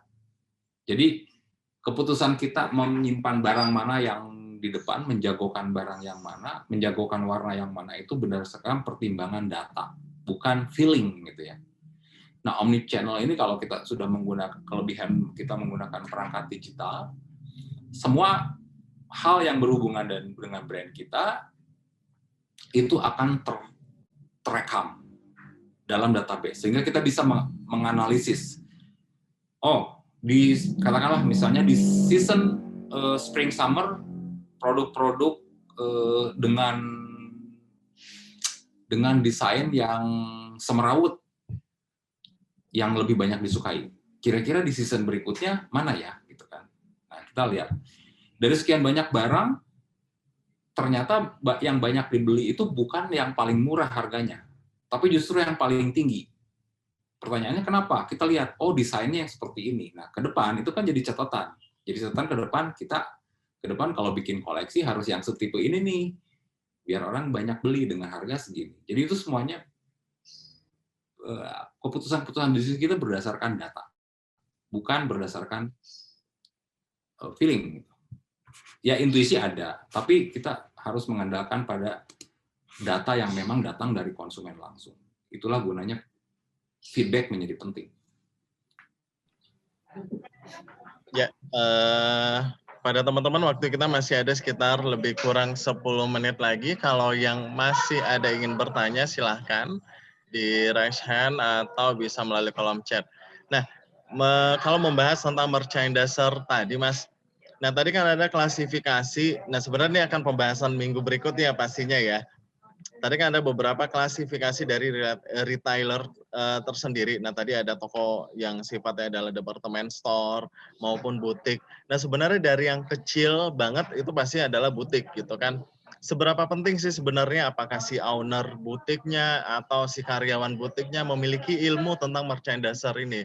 Pasti setidaknya kalau di butik pun pasti dia ada pajangan yang tentunya ini akan dititik fokuskan sebagai sebuah bahan promosi bagi butiknya sendiri gitu. Nah, seberapa penting kira-kira ilmu ini harus dimiliki oleh seseorang yang bergerak di bidang bisnis fashion ini, Mas?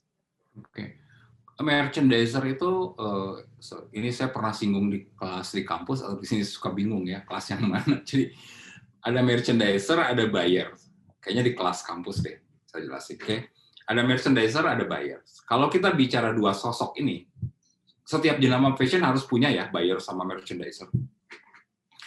Merchandiser itu lebih ke bertugas untuk mengevaluasi masa lalu. Contoh, dalam 6 bulan ke belakang, baju mana yang paling banyak disukai, baju mana yang paling banyak dibeli, baju mana yang paling banyak ditanyakan, baju mana yang sisanya banyak, kemudian apa yang diharapkan oleh konsumen, apa komplain dari konsumen, itu merchandiser tugasnya adalah merekam semua itu. Oke. Nah, buyers ini ngelihatnya ke depan. Jadi kalau merchandiser ngelihatnya ke belakang, buyers ngelihatnya ke depan. Ke depan, apa sih yang bakal disukai orang? Nah, dia yang mencatat. Oh, ke depan orang bakal suka ini. Nanti dia komunikasi sama merchandiser. Bener nggak dengan catatan merchandiser, matching nggak? Gitu. Nah, ketika sudah ketemu antara buyers dengan merchandiser, maka si desainer menjadi punya informasi, desain apa yang harus saya buat ke depan. Gitu. Itu tugas merchandiser dan buyers. Nah, pertanyaan apakah butik penting untuk itu? Penting. Kenapa penting? Pertama adalah kemampuan untuk retailing untuk sebuah butik itu, karena tadi kan disebut bahwa retailing itu bagian dari branding. Nah, artinya mulai dari mendisplay harus baik, bagaimana memperhatikan konsumen juga harus klien juga lebih baik. Kemudian tadi kalau misalnya satu butik punya buyers, dia bisa memberi alternatif kepada kliennya, ke depan itu yang bakal ngetren tuh yang kayak gini loh. Ke depan itu nih kecenderungan orang bakal sukanya yang kayak gini. Warna-warna seperti ini yang ke depan. Sehingga kita bisa bilang bahwa butik saya selalu memberikan pilihan yang up to date. Itu kalau kita untuk kebutuhan promosi, untuk marketing, untuk ke depan. Sementara untuk ke belakang, kita lihat dari sekian banyak klien ke butik saya, yang paling banyak order tuh yang kayak gimana gitu. Oh, ternyata yang kayak gini, usianya segini. Kan kita akan ketahuan kan yang banyak order ini ternyata 40 tahunan. Gimana ya supaya saya bisa meraup mereka yang umurnya 30 tahun ke bawah. Nah, berarti kan nanti tanya ke buyers, buyers, ke depan nih yang fresh buat umur sekian apa ya yang paling disukai gitu. Nah, buyer nggak ngasih informasi. Nah, nanti ketika kita menawarkan ke klien, butik kita ini segala umur bisa. Karena kita punya desain warna, siluet yang disesuaikan dengan segmen dengan umur yang berbeda. Kurang lebih gitulah. Jadi, kebanyakan kan butik itu pasif ya, kebanyakan nunggu bola ya. Benar. Nah, ke depan harus agresif. Jadi agresif itu dibutuhkan dalam banyak hal gitu ya. Kita harus agresif yang slow, tapi butik kan kebanyakan yang beriklan itu retail brand yang produksinya banyak gitu ya. Ya. Bukan satuan. Kenapa enggak kita mempromosikan butik gitu. Tapi tadi servisnya apa gitu.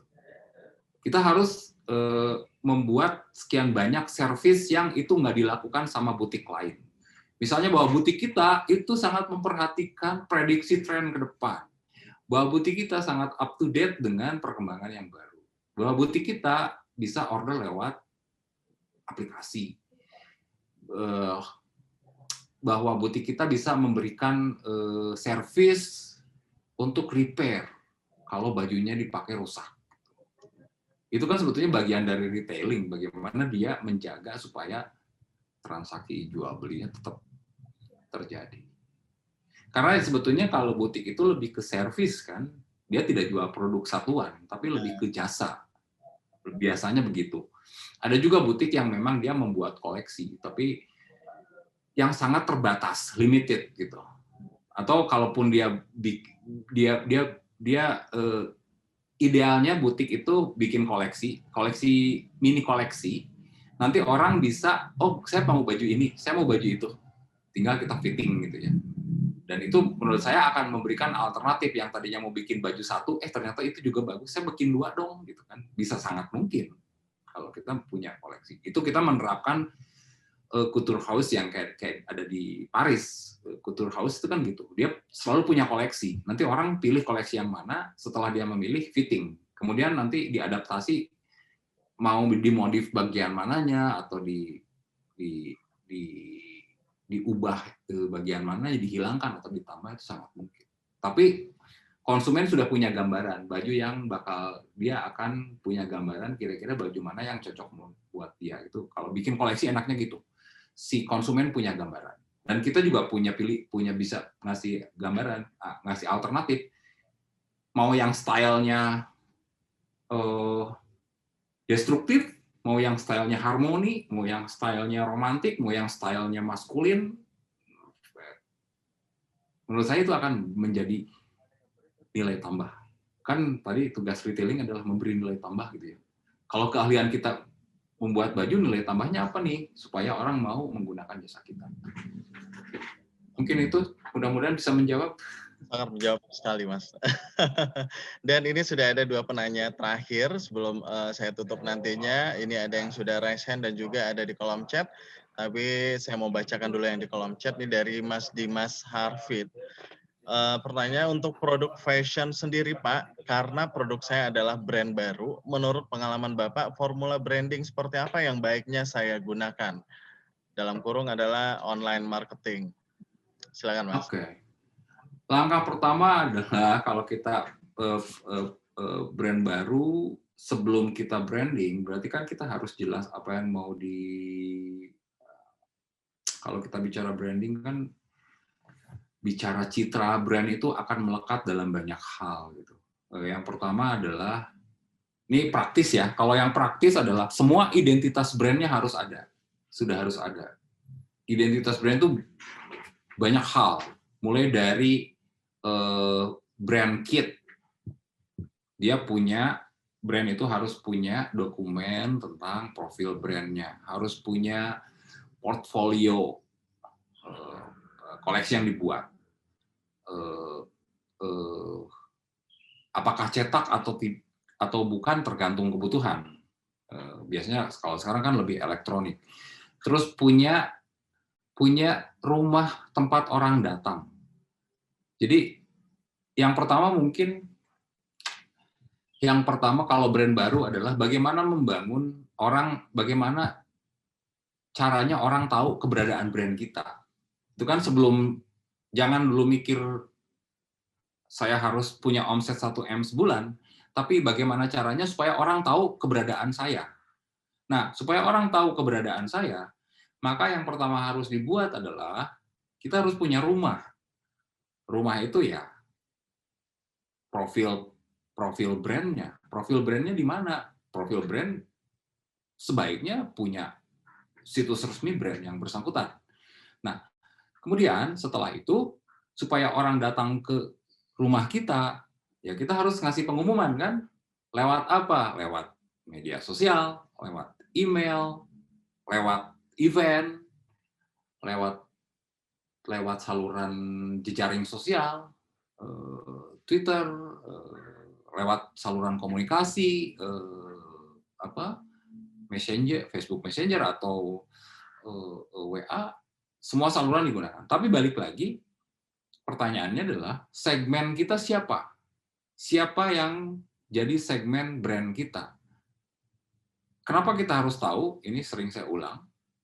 Kalau kita tahu siapa segmen pelanggan kita, maka kita akan tahu saluran mana yang cocok untuk menyampaikan informasi itu pada mereka. Gambaran singkatnya kalau kita mau ngejar segmen 35 atau mungkin 40 tahun ke atas, ya pakai Facebook. Tapi kalau untuk yang generasi yang lebih muda, yang lebih kekinian, pakai Instagram. Kalau yang lebih muda lagi pakai TikTok. Kalau yang lebih tua lagi pakai Twitter gitu loh. Nah, jadi jawaban saya adalah cari tahu dulu segmennya sudah adakah, seperti apa profil segmennya, sehingga kita tahu saluran mana yang kita gunakan untuk memberitahu mereka bahwa saya punya brand baru. Nah, setelah itu baru langkah kedua, kalau itu sudah berjalan, targetnya adalah bukan lagi memberitahu orang tentang brand kita, tapi bagaimana orang mau beli produk kita. Mulai beriklan, tapi dari masa perkenalan pun, misalnya membangun brand awareness pun kita harus bisa menggunakan saluran yang gratis, bisa menggunakan saluran berbayar. Kurang lebih gitu. Ya, mudah-mudahan cukup menjawab Mas Dimas. Dan selanjutnya ke penanya terakhir, saya mau buka unmute-nya terlebih dahulu dari Mbak Adisha. Halo, siang Mbak Adis. Siang, Mas. Oh, ternyata Mas, ternyata. Oke, silakan Mas. Izin bertanya, Pak. Saya kan kebetulan baru mau mulai bisnis retail baju, kaos gitu. Baiknya dalam kondisi seperti ini, memulai online atau offline ya, Pak? Maksudnya, lebih baik memulai di online dulu, lalu nanti baru membuka offline, atau lebih baik offline dulu, baru buka online, atau dua-duanya berbarengan. Terus, saya pernah dengar untuk brand awareness, sebaiknya Instagram diisi konten-konten yang relate sama target market kita. Saya udah nyoba, tapi belum ada hasil yang cukup baik gitu. Maksudnya dari segi engagement-nya. Apakah hal itu benar, atau sebaiknya Instagram diisi sama katalog produk kita gitu, atau malah dibuat dua Instagram yang berbeda, isinya satu katalog, satu konten gitu. Makasih, Pak. Oke, kalau saya jawab dulu yang terakhir ya, kalau Instagram itu memang sangat tergantung dari segmennya. Ada beberapa brand yang hanya menggunakan Instagram lebih ke menunjukkan aktivitas brandnya, tidak pernah posting produknya. Tapi ada juga brand yang justru menyimpan produknya. Menurut saya tetap harus nanti sangat terkena dari pengalaman Mas Adesa, ini harus dievaluasi sebetulnya. Kalau dari sekian banyak posting, katakanlah ya, yang paling sederhana aja, dari sekian banyak posting mana sih yang paling banyak direspon sama orang? Pertama, perhatikan itu. Kemudian kita juga nggak bisa pasif, kita coba bikin riset kecil, tanya ke orang tentang konten yang kita buat. Ada satu platform yang bisa digunakan untuk membuat simulasi sebetulnya. Namanya guru.com platformnya. Jadi itu platform untuk melakukan simulasi untuk kita melakukan untuk pemasaran. Jadi platform itu memang menyediakan untuk simulasi mana konten yang kira-kira akan direspon. Jadi nanti sistemnya akan bekerja sedemikian rupa sehingga dia bisa menyarankan, oh sebaiknya kamu kalau untuk menarik minat orang pakai banner yang ini, jangan banner yang itu. Oke, itu satu platform ya. Tapi itu nantilah kita kesampingkan dulu.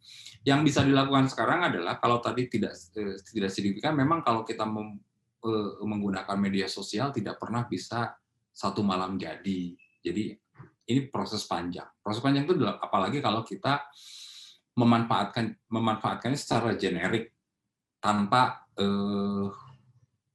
kan ada yang berbayar berarti di push gitu ya. Kemudian butuh proses panjang karena ini dari 1000 brand itu menggunakan Instagram, ya kita harus bersaing dengan 1000 brand itu yang menggunakan Instagram gitu. Instagram itu hanya alat. Nah, balik lagi kalau tadi tujuannya untuk membangun apakah harus dipisah atau tidak, menurut saya keputusan itu harus diambil sebaiknya mencari informasi dulu. Ada banyak sumber yang bisa kita baca tentang apa yang sebaiknya diposting di Instagram. Terus yang lebih penting lagi adalah coba kita tanya ke ke segmen pelanggan kita, katakanlah misalnya segmen pelanggan kita perempuan dengan usia 25-30 tahun dengan profesi apa. Artinya pertama adalah membuat profil si pelanggan kita, kemudian kita tanya ke mereka tentang konten kita yang ada di Instagram. Atau tanya pendapat orang tentang konten. Kenapa penting? Karena keberhasilan, kegagalan itu sangat tergantung dari segmen pelanggan kita. Katakanlah misalnya Instagramnya menarik buat saya, tapi saya bukan segmen pelanggan, kan tidak ada artinya gitu. Tapi ada juga yang sesuatu yang menarik, tapi tidak sesuai dengan target market kita. Makanya kita harus cari tahu dari profil orang yang memang sesuai dengan segmen pelanggan kita.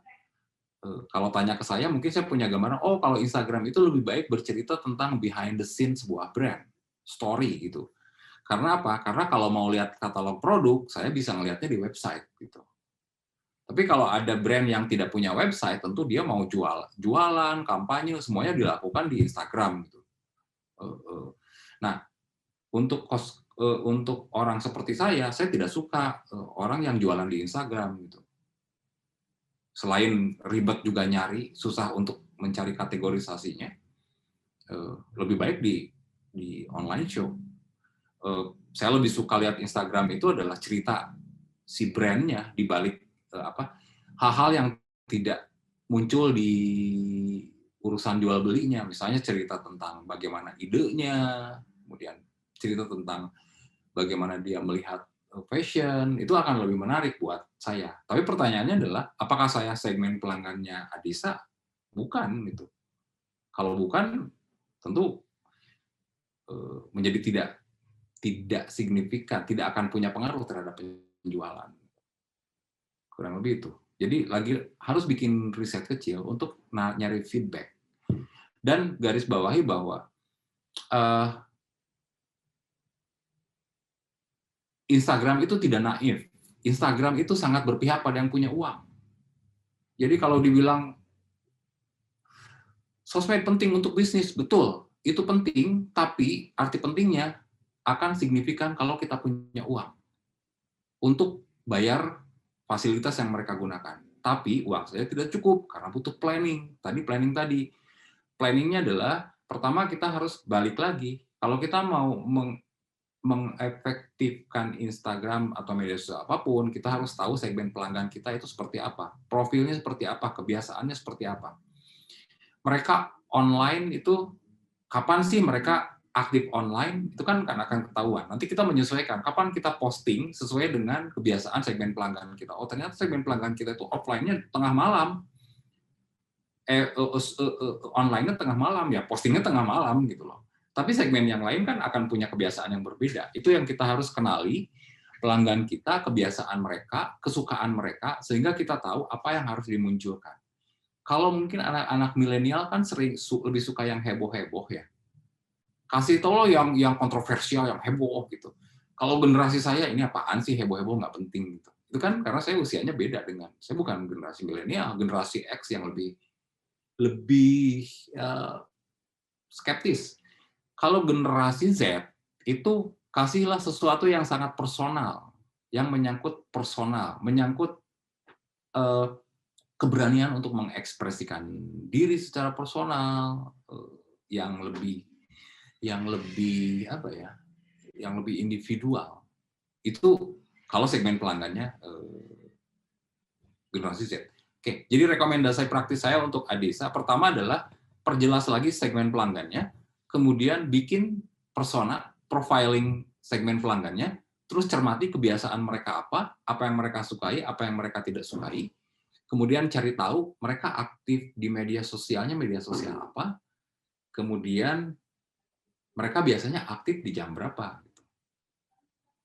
Nah, informasi-informasi seperti itu, kalau kita mau ideal, nggak murah juga, harus beli kan datanya gitu ya. Oke, yang paling murah adalah Tag in Asia. Berlanggananlah Tag in Asia. Paling sekitar 100 berapa per tahun. Cuma 100 sekian. Informasi-informasi seperti itu banyak disediakan di situ. Kemudian kita juga mengoptimalkan email dan macam-macam.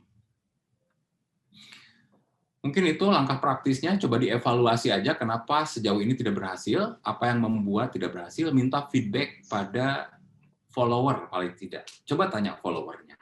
Apa sih yang menurut kamu yang paling suka dari postingan Instagram kami? Minta feedback. Atau misalnya kasih feedback, dapat voucher. Nah, kalau biar orang ngasih feedback gitu, apapun bisa menarik perhatian. Apakah offline dulu, online dulu? Kalau pertanyaan itu ditujukan pada pribadi saya akan memulai online. Pertama, biayanya lebih murah dibandingkan kita bikin offline. Dengan situasi sekarang agak berat, gitu ya. Mendingan fokus ke yang lebih efisien di di online.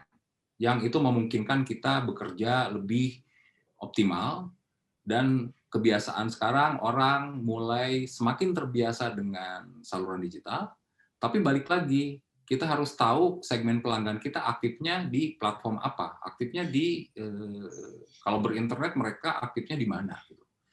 Kalau ternyata bahwa segmen pelanggan kita lebih aktif di YouTube, maka konten YouTube menjadi penting untuk dijadikan prioritas dibandingkan Instagram. Oh ternyata di TikTok, oh TikTok yang berarti yang dipakai, gitulah. Jadi sangat tergantung dari segmennya. Tapi untuk tahu semua itu, kita harus tahu dulu, memastikan segmen pelanggan kita dan minta feedback dari mereka. Karena nggak ada rumus pasti kalau Instagram.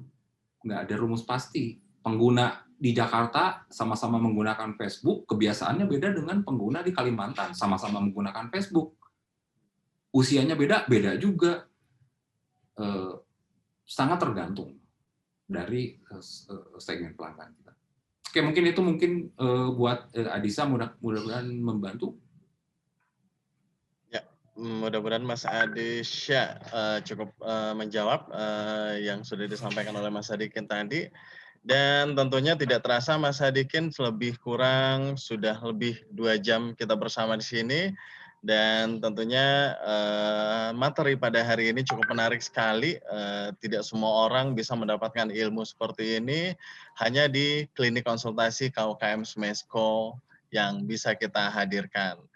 Dan tentunya terima kasih Mas Sadikin materinya hari ini, dan tentunya minggu depan kita akan tetap lanjut di serial yang sama. Mungkin ada beberapa minggu ke depan nanti kita tetap pada serial yang sama ya tentunya Mas Sadikin ya. Paling enggak 2 sesi lagi untuk seri yang sama. Ya. Untuk yang retailing ada 2 sesi lagi mungkin. Oke. Dan tidak lupa terima kasih buat rekan-rekan yang sudah bergabung di Zoom ini lebih kurang 2 jam, dan terima kasih juga buat teman-teman yang sudah bergabung melalui live Facebook Smesco Indonesia.